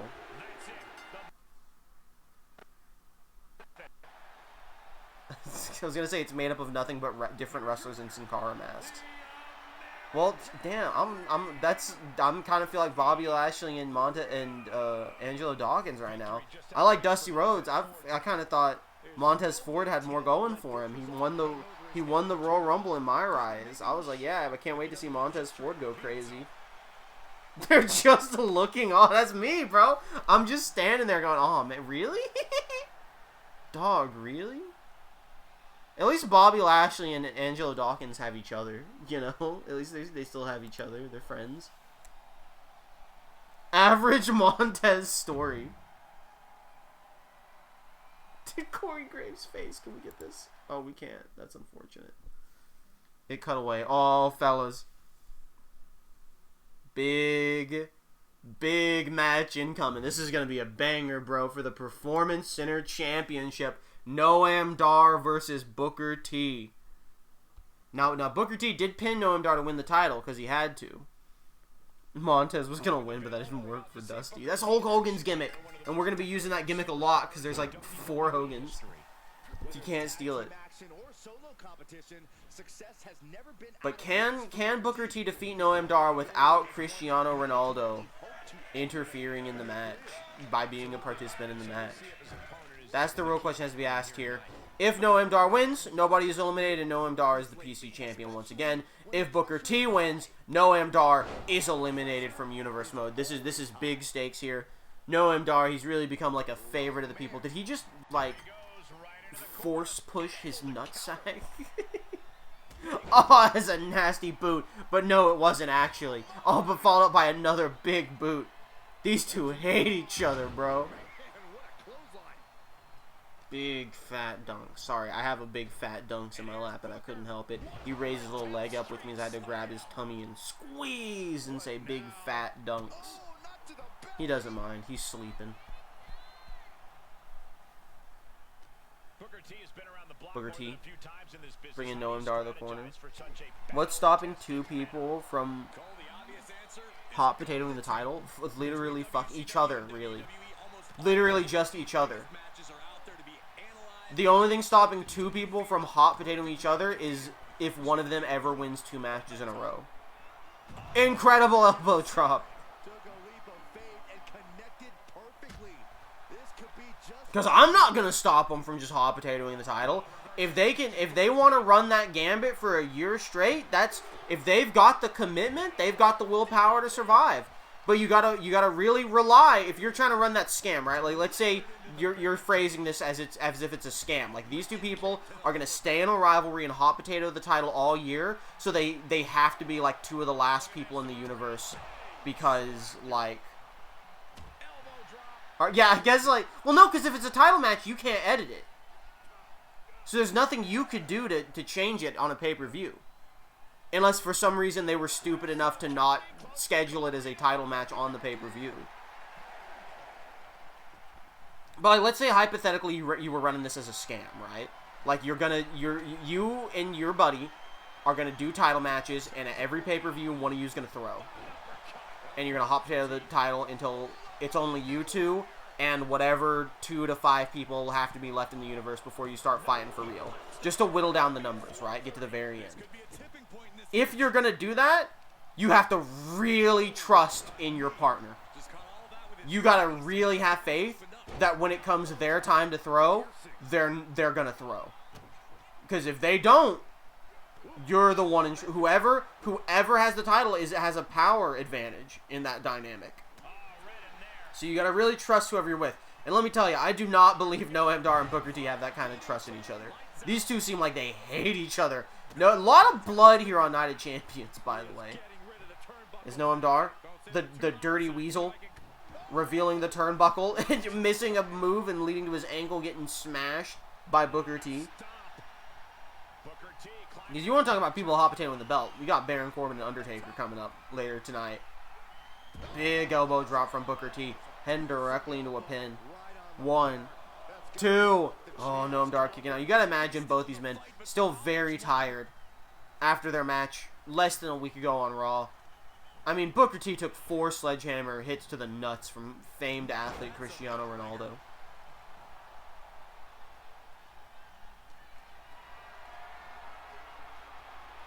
Oh, what's this? Oh, what's this? Noam Dar grabbing Booker T, throwing him in the ropes. Oh, nice spinning back fist from Noam Dar. Now going to the corner. The exposed turnbuckle looking for the supernova knee. Oh, and Booker T just sidestepped it. Picking him up. Looking for, maybe a sidewalk slam, but Noam Dar reversing. Punch to the gut. I don't know what he's... Oh, kind of like a arm wringer Pele kick into the nastiest flying clothesline I've ever seen. Oh, Noam Dar just taunting Booker T now. Oh! Oh, fellas. Oh, fellas.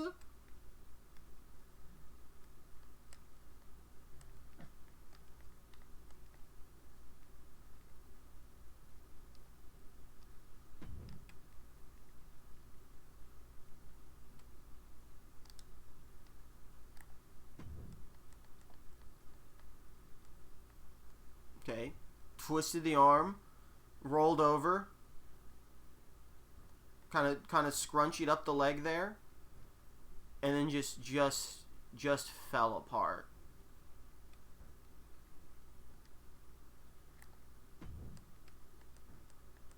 Oh, that's bad. Oh, that's bad. Oh, that's no good. Oh, no. Or it's really good. Or it's the smoothest moves imaginable. Oh, oh, no, his face. Oh, he does not look good, bro. Oh, he's not happy about that one. He does not look happy about that one.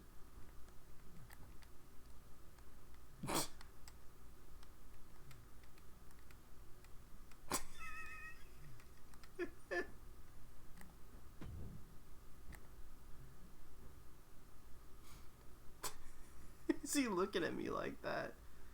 Fellas, he's gonna be just fine. He just picked up DDP yoga.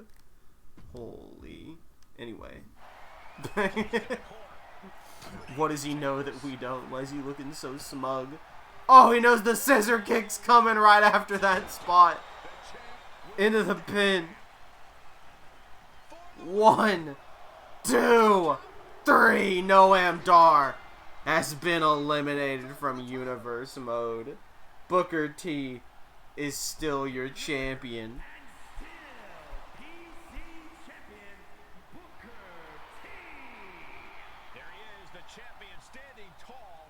Why'd you say DSP yoga? Just fine, fellas. Such a tiny belt. That's so funny.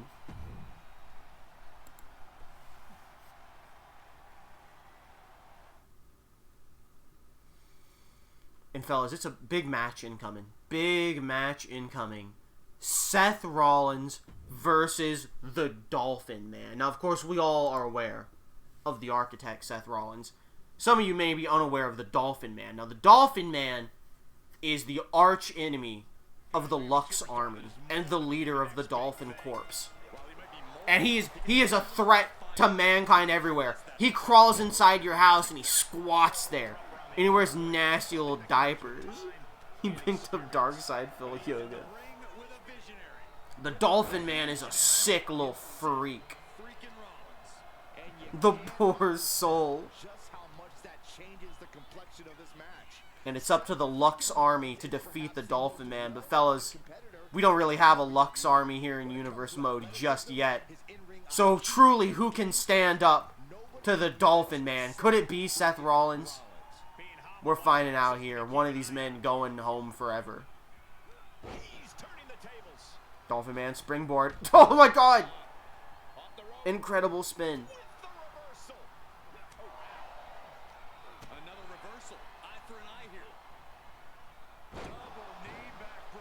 That was a nasty spine breaker there.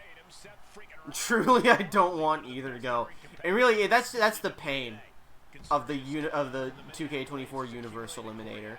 You would hope that matches like this with all your favorites would be when we're down to like 50 or less people. We got almost 300 still. And sometimes you get a match like this, or for me, a match like Matt Cardona versus Dean Winchester, where one of your top picks has to leave forever. That's the pain of the main event being a fucking random tag team. Oh, broski boot from the Dolphin Man.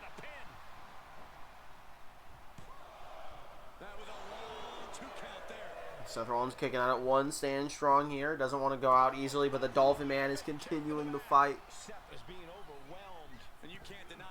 Oh, that one didn't work. Seth Rollins trying it himself. It's his own wacky little knee there. Well, the main event, thankfully, is no longer a random tag team. It is now Eddie Guerrero versus, who knows, could be Joe Hendry. We did say his name. Mayhaps he'll appear. Mayhaps someone else who's kind of similar to Joe Hendry will. Maybe someone who's not similar to Joe Hendry, but I'm like, this guy's like the closest to Joe Hendry I got. You'll have to tune into the main event to find out. Dolphin Man kick to the guts. Seth Rollins, punch to the gut. Taking him down, looking for a submission move on the Dolphin Man. That was a full Dolphin maneuver right there. Chat believes in Joe Hendry.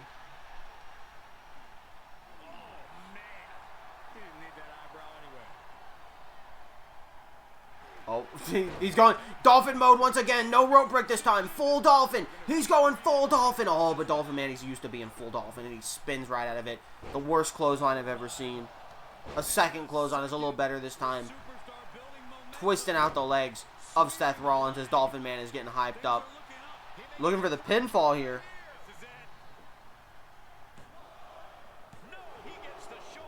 And Seth Rollins, I'm not sure if Seth Rollins made a pin on Dolphin Man yet at all. Schoolboy super kick. Dolphin Man, oh, just kips right back up. Unafraid, dragging Seth Rollins to the ropes.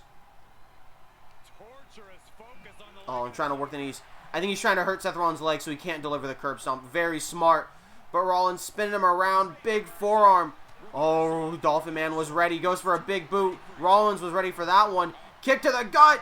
Grabbing him. And he may not be able to do the curb stomp, but he can do the pedigree into the pin. 1, 2. And Dolphin Man kicks out of 2 at the pedigree. But now Rollins able to pull off the curb stomp. And I think that's going to be it for the Dolphin Man. 1, 2. No, the Dolphin Man kicked out of the curb stomp too. Seth Rollins in disbelief as he grabs Dolphin Man and drags him up. Looking for the fake out neck breaker. Stomp, no selling. Dolphin Man rolls to the outside. Seth Rollins looking for the suicide dive on Dolphin Man. And he dodges it. Dolphin Man with the big kick to Seth Rollins.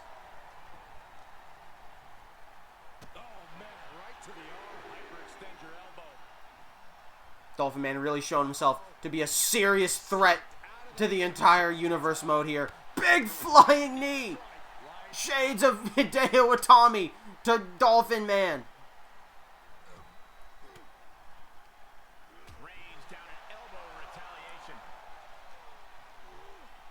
Dolphin Man throwing Rollins into the ring. Oh, and he's hitting the Dolphin Dance. And you all know what that means when he hits that Dolphin Dance. It means the Lux Army better watch out. Oh, what a dodge. Dolphin Man better get in the ring, though. Okay, there he goes. Oh! The Dolphin Dive. He's swimming with the fishes now. Oh, and Seth Rollins kicks out at 2. Goes for the kick. Running face buster. What's he doing? What's he planning? Running in the corner. Oh! That's gotta hurt the Dolphin Man. Seth Rollins working his face down. Oh, I think maybe he hurt his little dolphin nose too much with that boot there. What is Rollins cooking? Rollins cooking something here. Hit the funny knee again. But Dolphin Man right back up. Oh, another flying knee. And now Rollins calling for something on the Dolphin Man here. Is it the pedigree again? No, he's calling for a second curb stomp. And it connects. Dolphin Man down. That's gonna be it. 1, 2, 3. Seth Rollins has defeated the Dolphin Man. The Lux Army reigns supreme once again. Seth Rollins once again standing victorious. When you're Seth freaking Rollins, you expect a certain amount I of love success. even when pinned, he still no soul and got up. Yeah, he rolled out of the ring. For the visionary. Because the Dolphin Man is so powerful. It just goes to show that Seth Rollins is a true member of the Lux Army. And that's why he had the speed dunk snorted when I said that.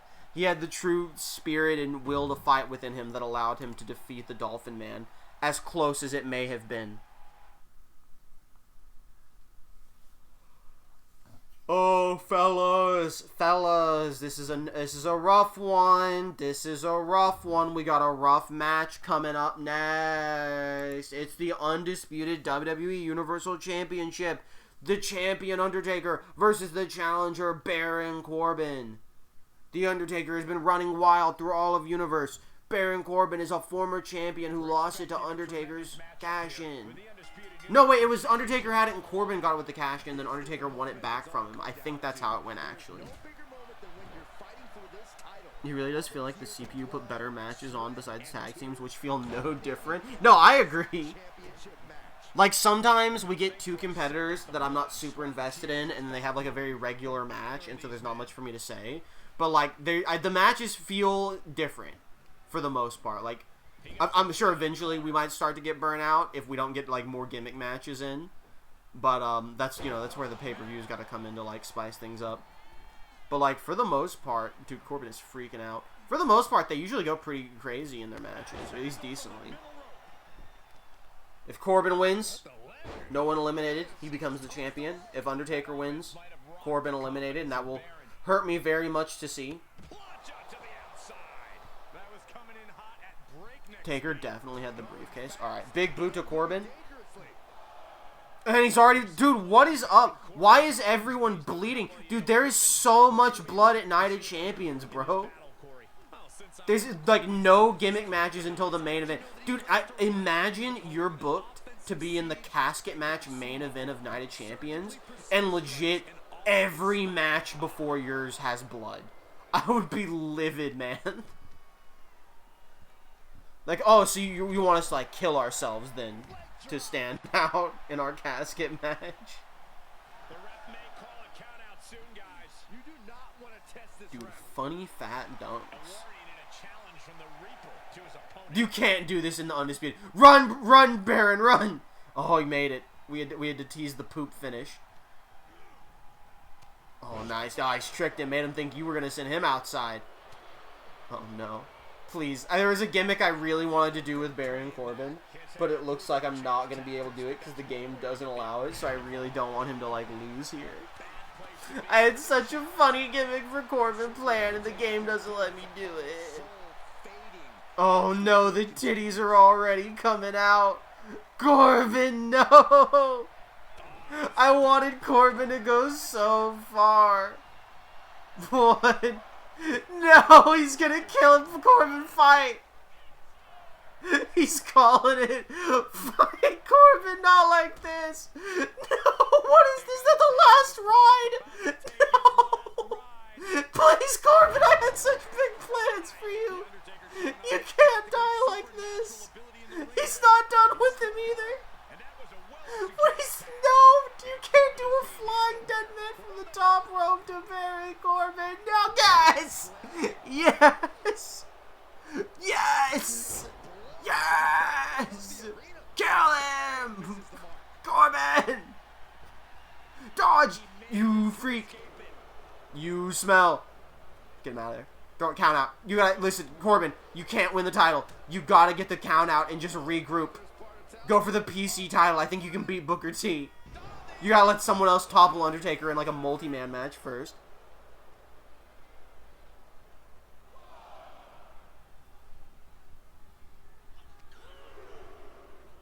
No. All right, keep fighting, Corbin. Keep going. I believe. Oh, you had out dunks. All right. Thanks for hanging out and sleeping on my lap for most of the pay-per-view, little man. Undertaker back there. Corbin, you might want to just take the count-out loss. Oh my God! I thought he was gonna hit a sudden flying Undertaker. But he can't take his time. And countouts are legal, so hopefully this will be a short trip outside. Oh, nice punch. What did he win? He won like a judo championship recently. The Baron Corbin. He won some kind of like martial arts championship.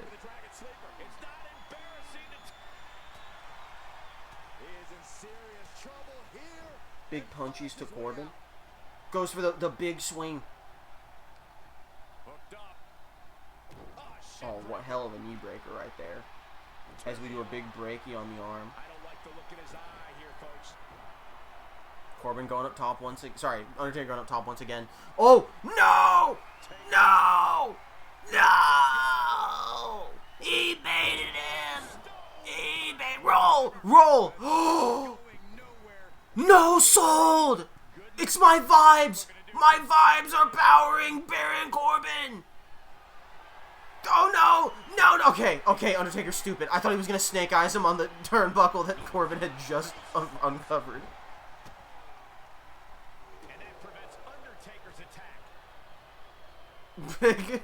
Big slam to the Undertaker. Punch to the face. Look at his head. Look at Corbin's head. Oh my god. Oh my god, his head. Oh no. No. No, he's swollen. Dude, his mouth is swollen, bro.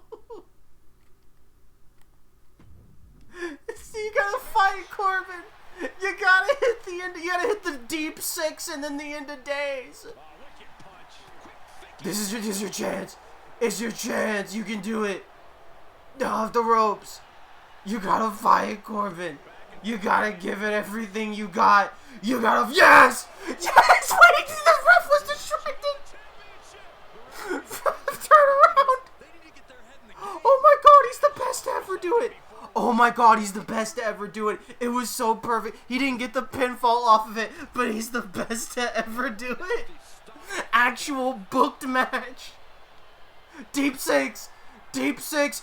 End of days. Center of the ring. 1, 2. No. You got Corbin. You gotta finish the story, Corbin. Kick to the back of the Undertaker. Big stomp. No. New Japan Jim. No. No. No. Oh, thank God. No.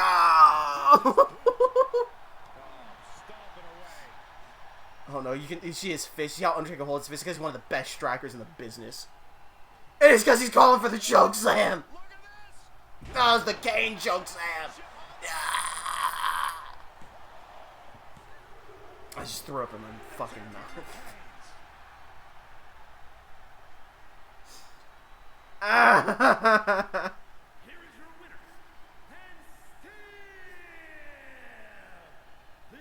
It's not okay. So not a joke. I put mistimed the low blow. He actually timed it perfectly because the ref was distracted. Doing the turnbuckle. Because if the ref sees it, she'll disqualify you. Like, they actually will disqualify you if they see the low blow. But she didn't turn around fast enough. So no joke. The whole gimmick I was gonna do to Baron Corbin, and I'm gonna say the gimmick because I don't care enough to do it to anyone else. Will Corbin get a run in New Japan? I don't know. I don't book New Japan. Take that up with Dave, man.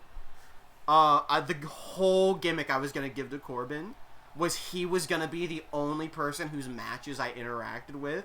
I was going to, like, put up the Eliminator logo, and then I had Wally Tuskett from Ultimate Muscle, but also my assistant GM, my assistant from FPW. I was going to have Wally Tuskett run in on every single Baron Corbin match to try and help Baron Corbin win.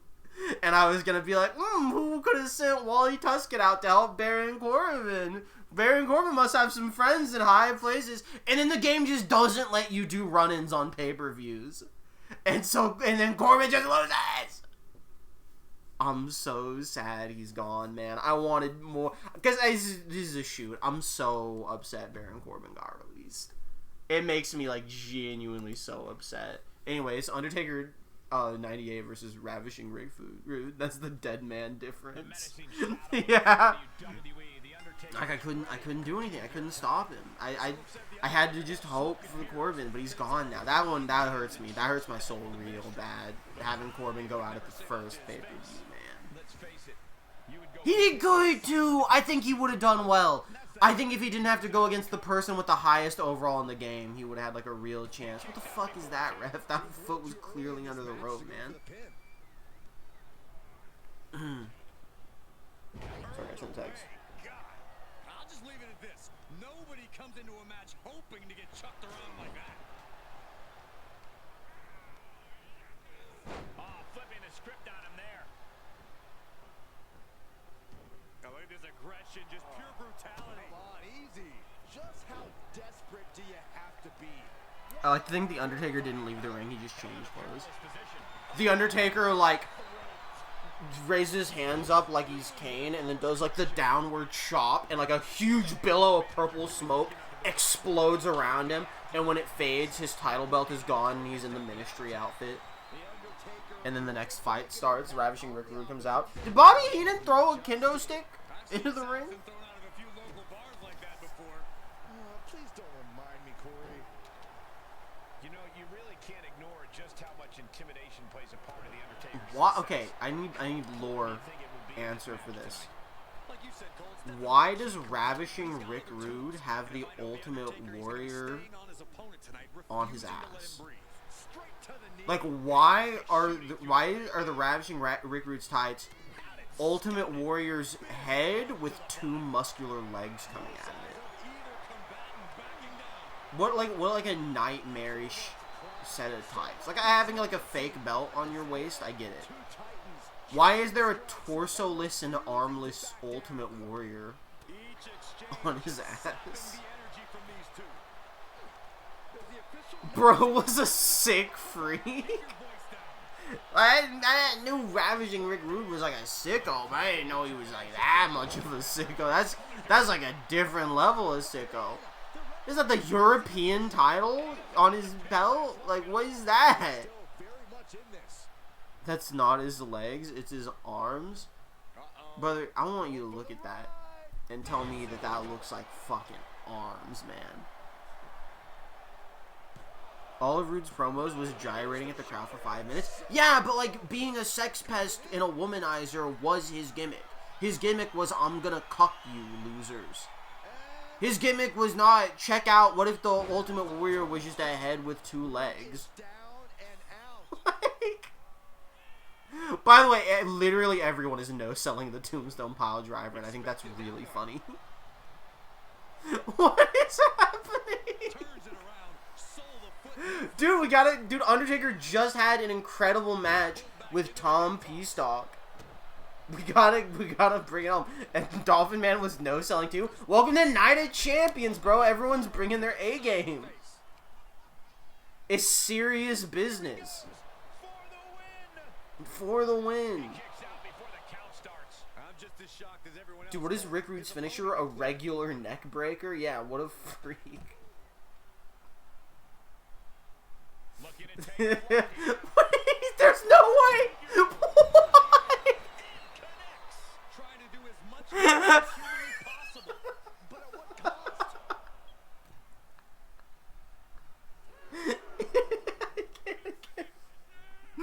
I can't breathe.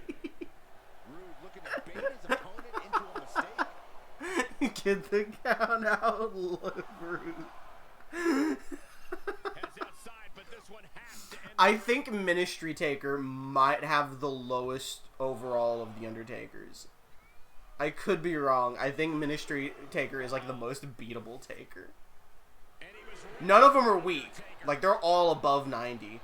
But I think Ministry might be the lowest of them. It's definitely his arms. It has the little arm bands on. Those are called socks, you fucking idiot. He's wearing little boots. Look, they're at the end. If those were armbands, there would be more arm coming out of it. He has a little booties on. That's the neck breaker. He's got to drag him away from the ropes. Look at that. That's a freak Ultimate Warrior with two legs. Why was Heenan getting on the rope? He was getting ready to celebrate.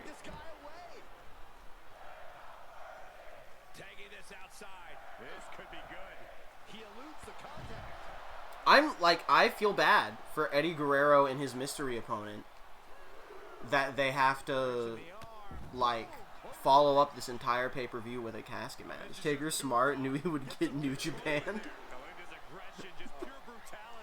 Dude, because New Japan is such a hot company right now, thanks to Dave. Everyone's stealing their booking strategy. Well, it's like their old booking strategy, because New Japan's current booking strategy is Dave hits Dave's signature, and then he hits Dave's finisher, and he wins. So everyone is like, okay, well, if we repeat what New Japan used to do, maybe one day we'll reach the heights that New Japan is currently at. But they won't, because New Japan is Dave, and nobody else is Dave. Look at Heenan just lurching over. to the side of the face. Oh, big boot to Rick Rude. That's gonna be it. That's gonna cost Rick Rude everything. Down with a leg drop. This match I do not have the Takers in a faction, by the way. Shake it off or shake it off or do whatever he needs to do to get his head in the game here. And these guys Reverse, please. in the main event that they are on top of the mountain here. Big time. That's not true. That's not true. Big time matches. One of the Takers is in a team with Kane as Brothers of Directions. Maybe Dave will come back. I mean, he's fucking... Why would he, you know? He spent, what, 6 games just being like a dude from the crowd that jumped the barricade, and now he's jobbing to all the wrestlers. Now he's the New Japan Pro Wrestling World Champion. Back with a counter. Oh, it's coming. Rude awakening. This could Neckbreaker! But the ref distracted by something I think Bobby Heenan did. they're completely missing the Bobby, the same spot they just did in the last Undertaker match, but less good. Bobby, no. Bobby costing Rick Rude the win there.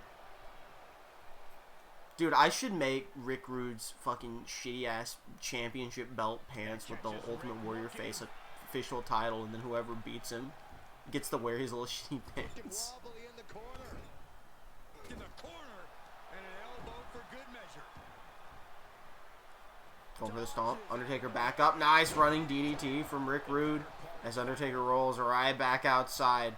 He realizes how close he's come to losing throughout this, and he immediately gets clothesline. He knew Rick Rude was ready for him.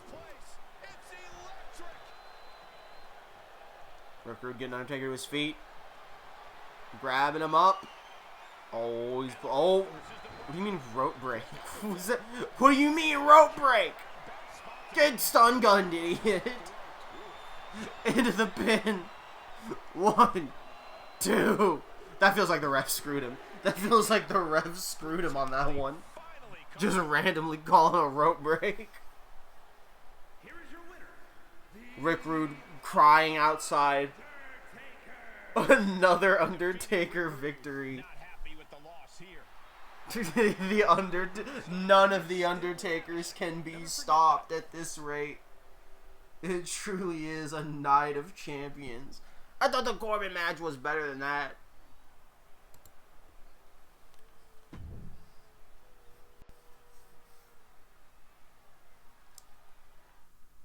We need someone to save us from Taker Mania.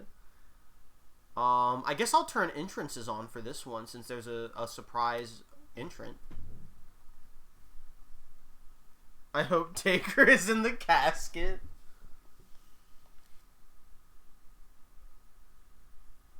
I do have music turned off, so they're gonna come out and not have music, just so you're aware. Latino Heat. He's not coming out in his little Cadillac. Maybe '97 Guerrero had the convertible.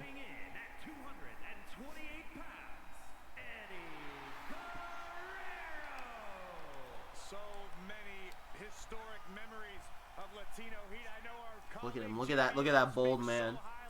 Sure, I thought American Badass Taker was in a lot like Joe Injury.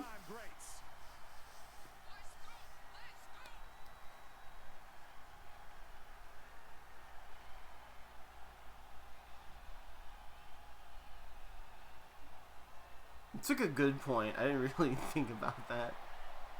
Anyway, let's see who his opponent is gonna be. Who do the people believe in?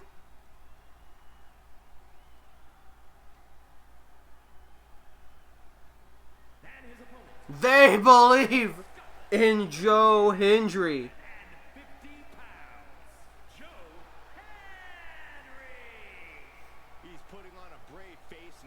Say his name, and he appears. That's crazy that they just have the Joe Hendry entrance. Wait, that's actually kind of wild. Why did they have his actual entrance? That's EC3? That's super funny. That's really good. He pointed the Titantron. Oh, that makes sense. Oh, and here comes 2 jobbers in referee shirts. It's funny they have the EC3 entrance in this, because EC3 I don't think is in this game. It's for a superstar to force their opponent inside of the casket. After closing the casket lid shut, the remaining superstar will be declared the winner. Now, let the match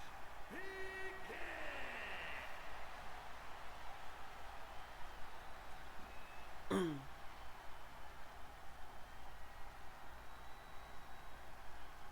Who exactly? Imagine entering a battle where you're closing the top of a casket.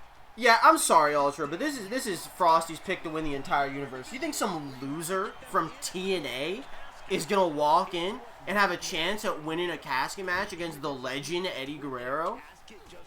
Yeah, I believe that Joe Hendry is gonna rest in peace, brother. Is he gonna lock this in?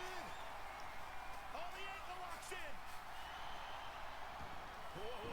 Dude, I genuinely, I cannot wait for the day that Undertaker, like, finally gets toppled and loses the championship, and then immediately Hulkamania starts running wild, and, like, 4 Hulk Hogans just start running wild on Universe mode.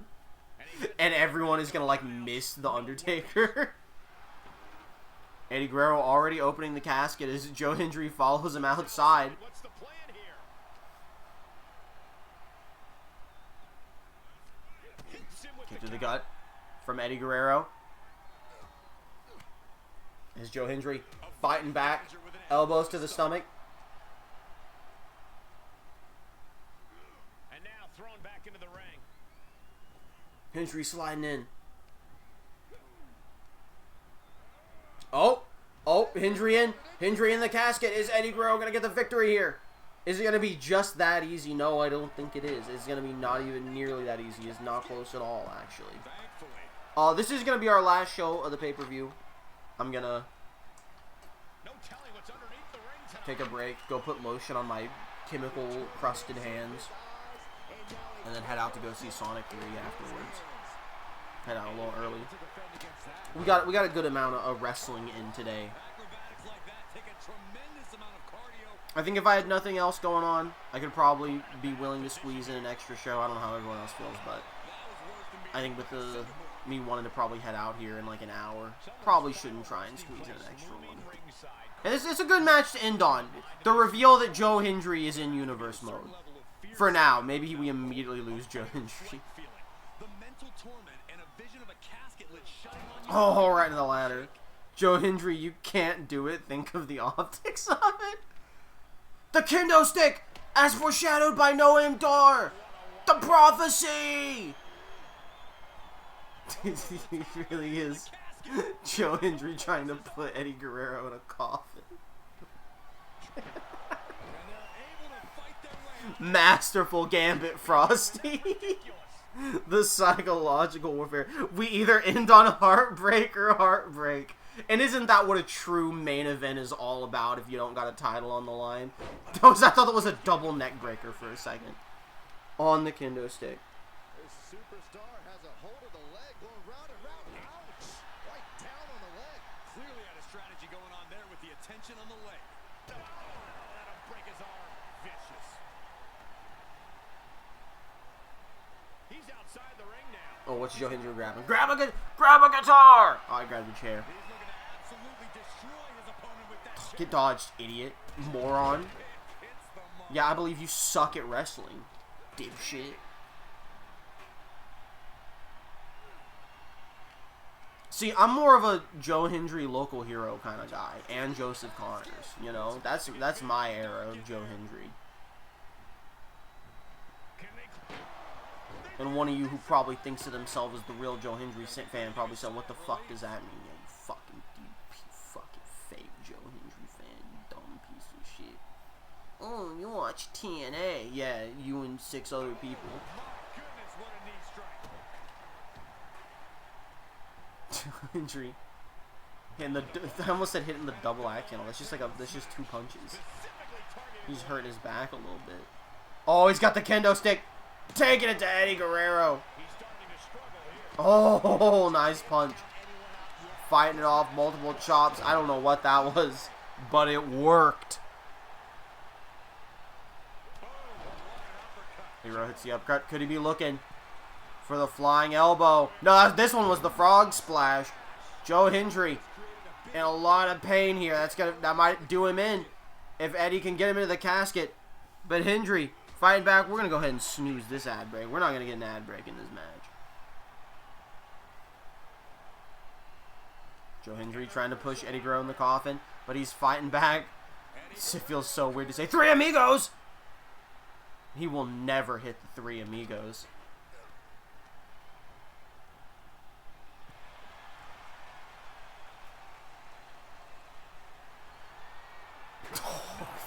Oh, fuck.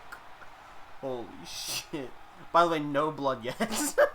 Is the casket match going to be the only match on Night of Champions that doesn't have blood? Oh, that was a nasty fall. Bro, looking to close the coffin. Hendry's trying to fight, but he was still tired for that 5-star frog splash. He was able... Well, the 5-star is Rob Van Dam. That's just a frog splash. Oh, yeah, Eddie hyping the crowd up. They love to see him. But they believe in Latino Heat more than they believe in Joe Hendry. He must be concussed. If he wasn't before, he might be now. Eddie with the knee strike. Oh, but Joe Hendry rolling out. Oh, no, what's he cooking? Nothing. Okay, he saw Joe Hendry getting in. He was not going to get caught off guard up on the top rope. Eddie really wants whatever spot this is. Oh no, another weapon. What's it going to be? Baseball bat? Indeed it is. Oh! Oh! Oh! Joe Hendry able to fight away from the baseball bat after getting hit a few times. Oh, the hardest part of the ring right there. That's going to do some damage to the spine of Eddie Guerrero.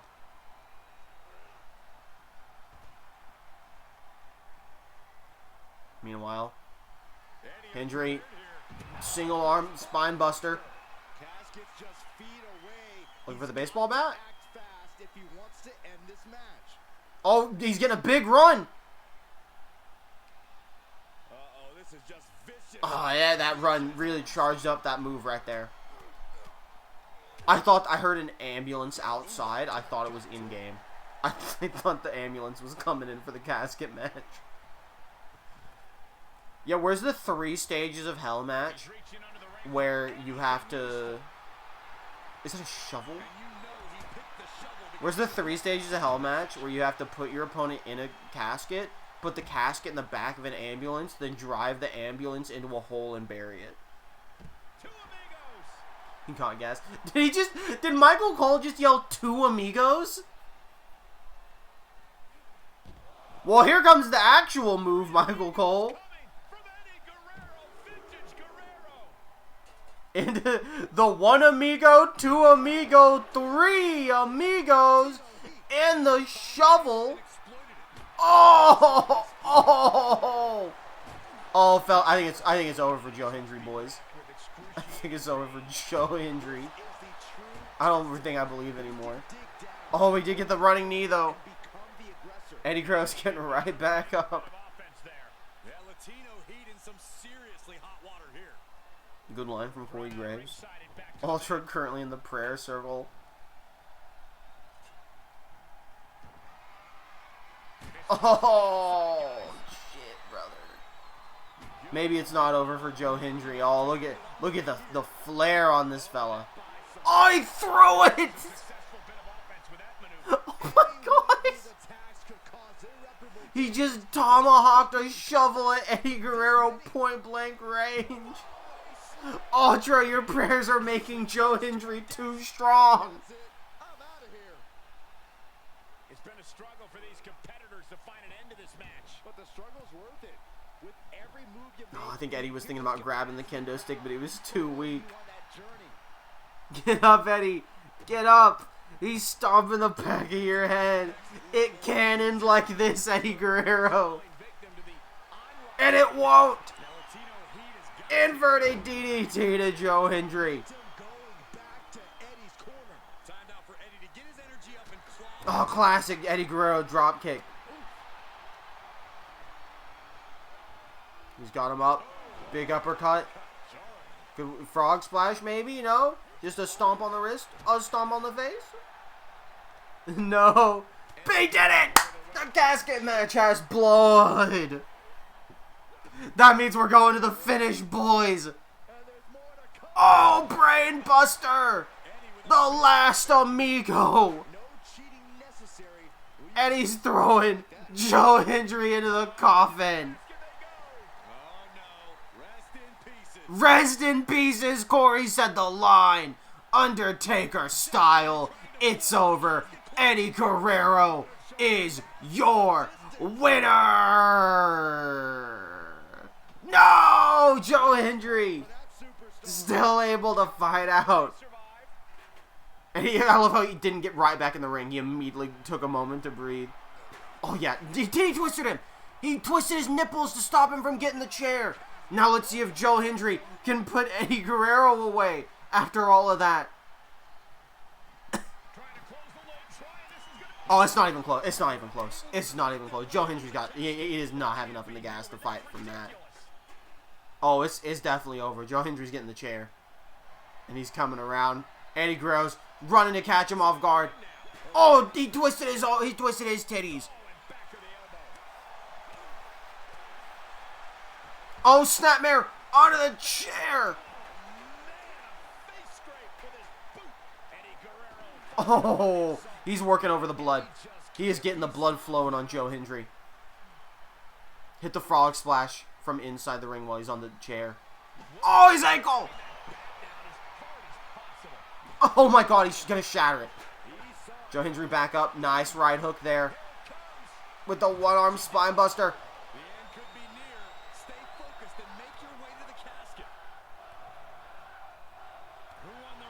Do a one more time chant. Oh, and now Joe Hendry going for the Eddie's ankle. Actually, just hit him in the head. We can't even show you these ladder shots. Mods, kill that man. I think Spinebuster's finisher. I think it is too. I just don't know the name of it. 3 amigos to the outside once again. What else could he possibly get? Another chair. Oh my god. Oh no. He snapped. He snapped. He's a madman. Oh, there's no way. It's so over for Joe Hendry. Oh, wait, but Hendry sends him into the ring post instead.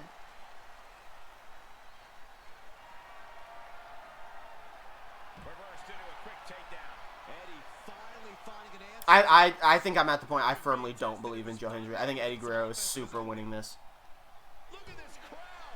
Joe Hendry's been putting up a fight, but Eddie Guerrero has been brutalizing him every chance he gets. But that was a pretty good move right there. I may not believe, but I can't count him out. Is he going for another weapon? All right, you know what? They've made this worthy of being a main event. I'll give these two men that. Oh, in the stomach with a sledgehammer. And the taunt from Joe Hendry. The kip up knocks the sledgehammer out of his hands. That's the kind of style and skill you can only see from the veteran Eddie Guerrero. These YouTube wrestlers like Joe Hendry would never know something like that.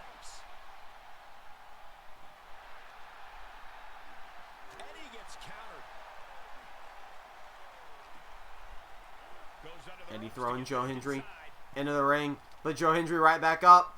Oh, nice swinging neck breaker. More of a running neck breaker, but what's the difference?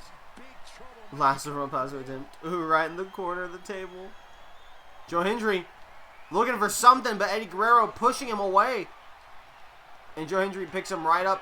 Anyways, he's going to just toss him in? He's just going to, oh, slam him in. Get a boot to the face, sends him into the coffin. Hendry, Michael Gold saying this one's over. Oh my god, that was a hard hit on Joe Hendry's head from the casket lid. I probably shouldn't call it a coffin. It's two different things. Oh, went for the clothesline. Oh, before this, let's I want to get a quick replay on that clothesline reversal. That was pretty nasty. Because if we can take a moment here to check this out. You can actually see Eddie Guerrero grab his arm as he runs in for the clothesline here.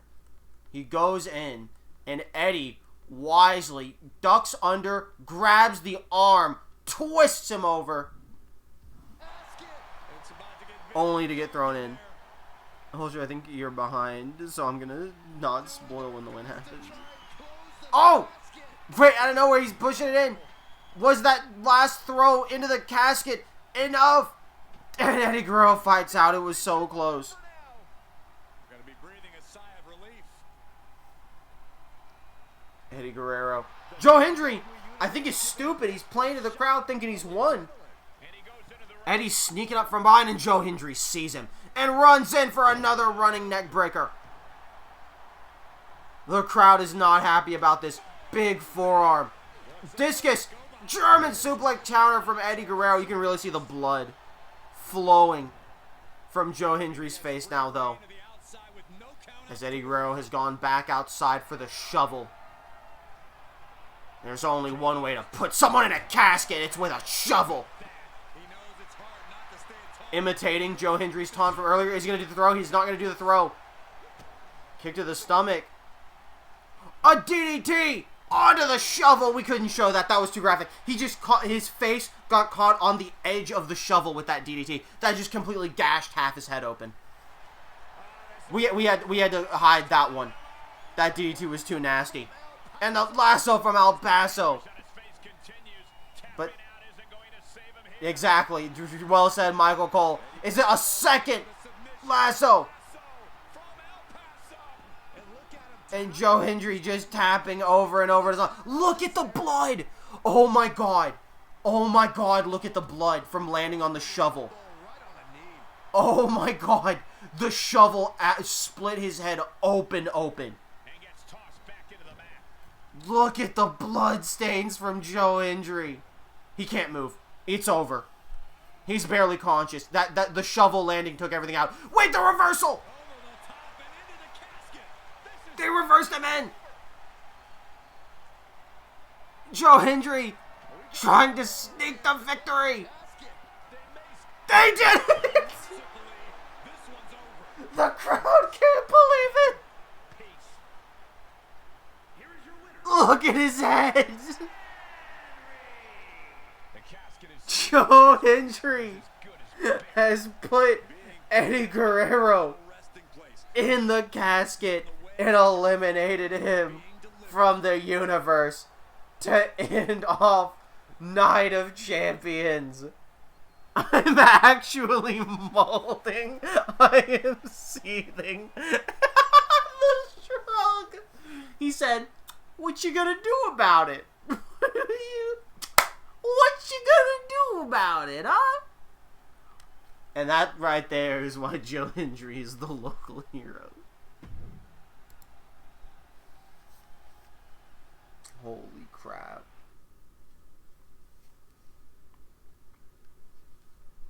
Ooh, boy, fellas. What a pay-per-view, honestly. What a pay-per-view. And now, it is time. Dom's gonna get his revenge. Copium.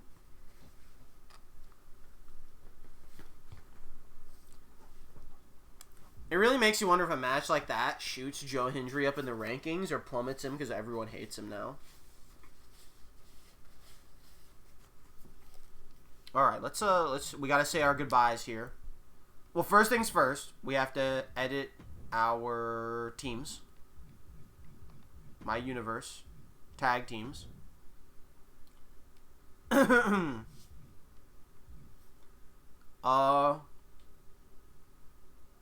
Samoa Joe is still in the best bloodline. We do have to remove Montez Ford from the Street Profits. Bobby Lashley is not with the Street Profits, by the way.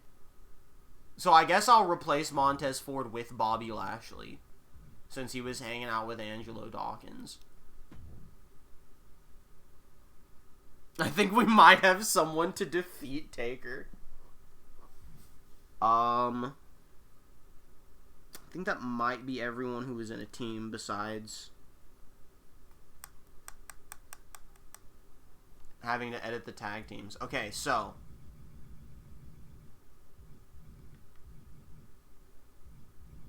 American Alpha, or the Alpha Academy, I gotta remove Brutus Creed.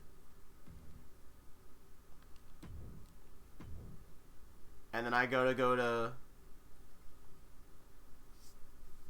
it just says D'Angelo and Lorenzo, but we're gonna remove Lorenzo and change him for Brutus Creed. So now Tony D'Angelo and... Wait, no, it was Tony D'Angelo that won. I'm wrong. Okay, so now Brutus Creed. Do you guys want to name the new team of Channing, Stax, Lorenzo, and Brutus Creed? Because they're not really the family anymore. I guess they can be the family if you want them to be, but like they don't have Tony D'Angelo anymore.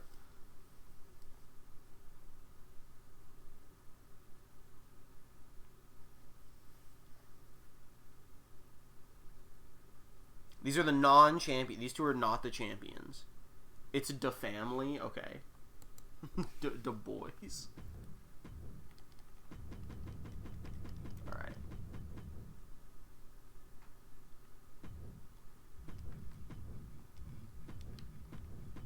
The family. And then we put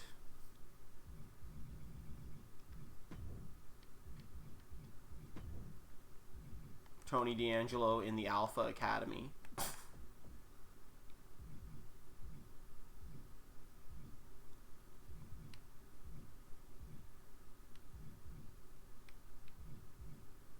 Wait, where is he? There he is.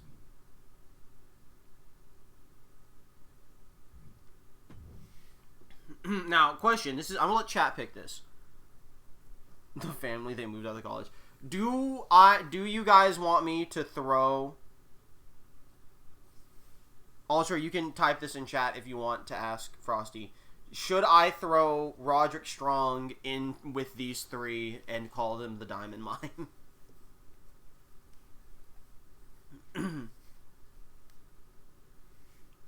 Or do we want to leave it as Alpha Academy and not add anyone else right now?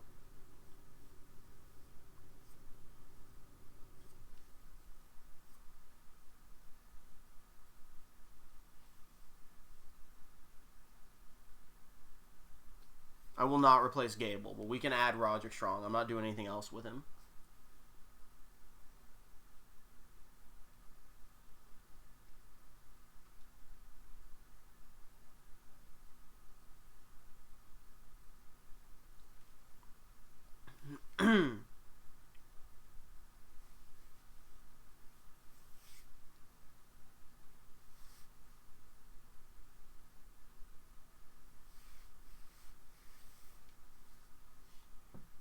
We can add Roderick and make the Diamond Mine, or we can leave them as Alpha Academy and just leave them as these three.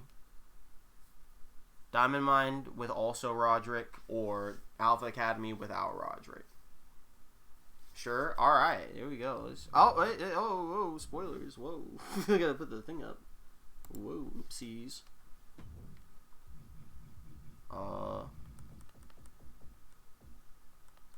Let's go find Roderick Strong.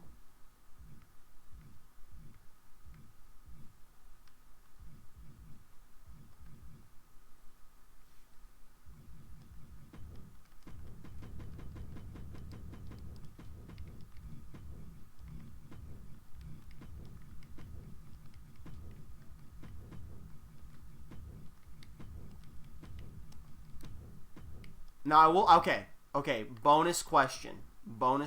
Is Diamond Mine like they do have Diamond Mine as a name? Bonus question.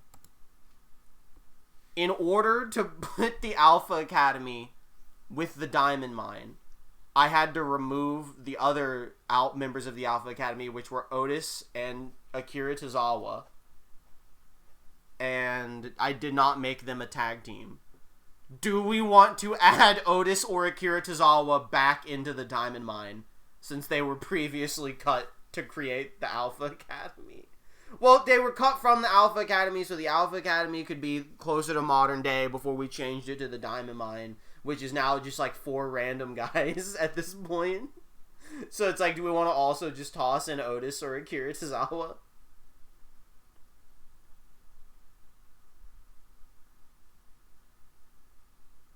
Just have a whole new faction formed? Or do we want to leave a slot open in case anything should happen in the future? And let Otis and Tozawa continue on their own. Leave them but no strong feeling. Alrighty then. Well, there's your new team shifting. And it is time for... Which Undertaker is in the Brothers of Destruction?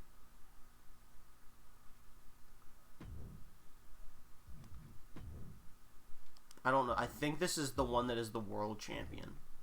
But it's hard to tell. So anyway, so the new champions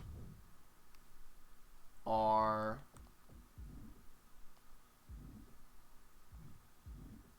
Hold up. I gotta edit this.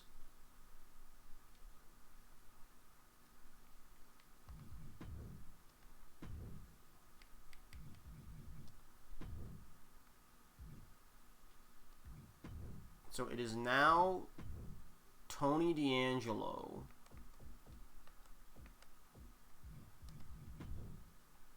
and Julius Creed. There you go. A nice look at your champions all right here as we leave Night of Champions.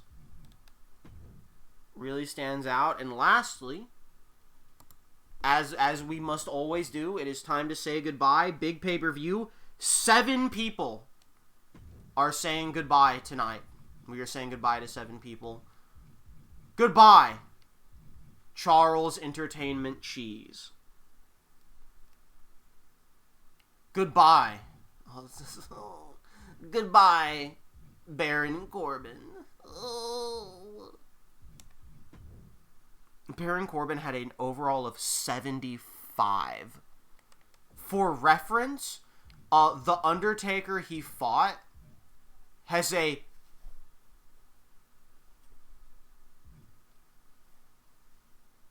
We'll come back to that. I didn't realize how... I was so right about Undertaker, by the way. He's way more cracked than I thought. Anyway, goodbye, Baron Corbin. Goodbye to the Dolphin Man.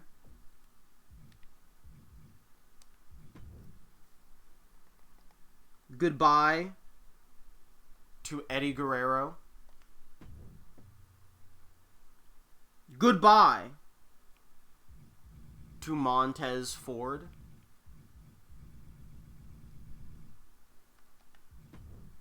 Goodbye to Noam Dar. And finally, goodbye to the ravishing Rick Rude. '07s to the Fallen. Most of you will be sorely missed. Okay, fellas. So for some quick reference here. Cody Rhodes, alright? Cody Rhodes has an overall of 93.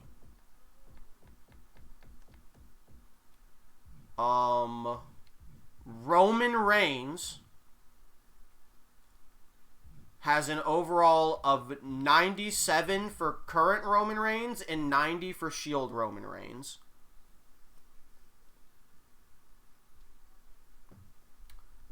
The Rock is a 94 for current Rock, 96 for, like, SmackDown Rock. Now let me show you the Isle of the Undertakers. There are 5 Undertakers. I can show you them all on screen right now without any other spoilers. Look at these fucking overalls. So the one that is with the Brothers of Destruction is the 96. The champion is 99. This is I have made an overpowered CAW level of overall. That is the highest overall in the game by far. I legit think Roman Reigns 97 is in second place. And then the others are 94, 93, and 91. So actually, it's American Badass Taker is the lowest overall. This is the war zone here. What are the Hogans? Hold up. What are the Hogans sitting at? Yeah, what are the Hogans and the John Cenas sitting at? So the John Cenas sit at 94, 89, 86, 91, 84, 89, and 75. And the Hogans sit at 94, 92, and 89. Holy. Humberto Carrillo has an overall of 65. What is Joe Hendry, though, for reference? Joe Hendry is an 80. Why is Joe Gacy a 73? Well, fellas, we are down to 268. 20 people have fallen since we started this in 2 streams. I can't wait to do more. We got a long road ahead of us, but it's going to be a good adventure. I believe. Would you all like a teaser of possibly next week's show? There's always a chance it changes when I leave and re-enter Universe, but I don't think it's been changing most of the time. Would you like a potential teaser at next week's show? Frosty says no. Ultra?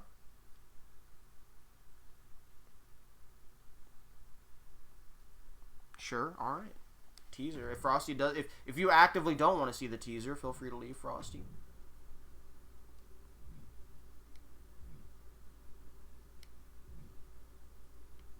Oh my god, breaking news! Breaking news! Joe Hendry has suffered a minor injury during his match. It was when the shovel went through his head. Although still cleared to compete, the threat of further injury should be a concern on this superstar's mind. Medical scare after the shovel spot for Joe Hendry. I need the scoops. So let's see. We're pulling up the next show. I knew I should have left. I am just seething more. We are how many shows? There are 5 shows now until our next pay-per-view, which is NXT Gold Rush. So your next show, assuming nothing changes before Thursday, Samoa Joe versus Scott Steiner. Samoa Joe hot off his victory against Kyle O'Reilly.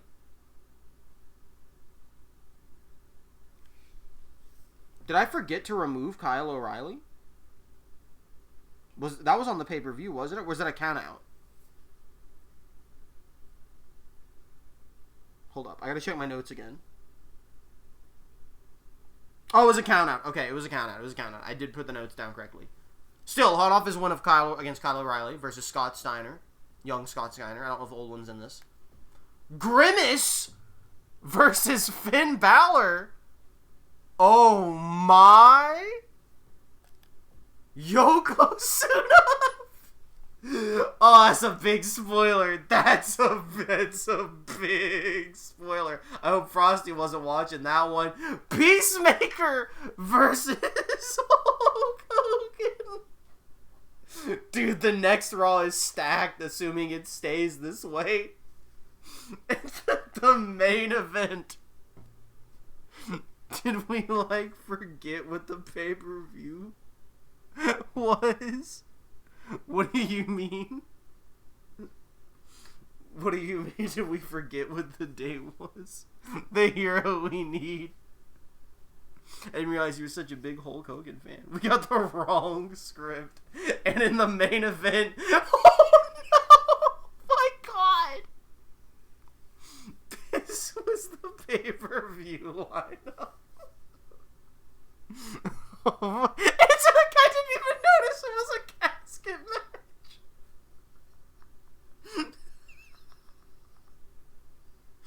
Dude, they said we got 5 weeks till the next pay-per-view. We gotta start cooking immediately. Were the rest of these normal? It's not like these are all normal. This is for the title, too. Eddie needs a... Bobby Lashley. I saw what happened to Montez Ford, and I'm thinking Eddie Guerrero could use a little friend. Hell yeah! Bobby Lashley just joined the Street Profits, man. This one's crazy. This one's crazy. These are all... These are insane, bro. Dude, it's crazy that Samoa Joe and Scott Steiner, I'm like, this is the biggest stinker of the night. And that's a crazy thing to say. This will probably stay, by the way. There's like a chance it'll change. I hope it doesn't. But I think most of them have been like keeping the same. Yo, because this is just funny. This is just really funny. Folks, where's the line? This is for you, by the way, Frosty. This was for you because you were so upset when Bobby Fish wasn't in Mugen 64.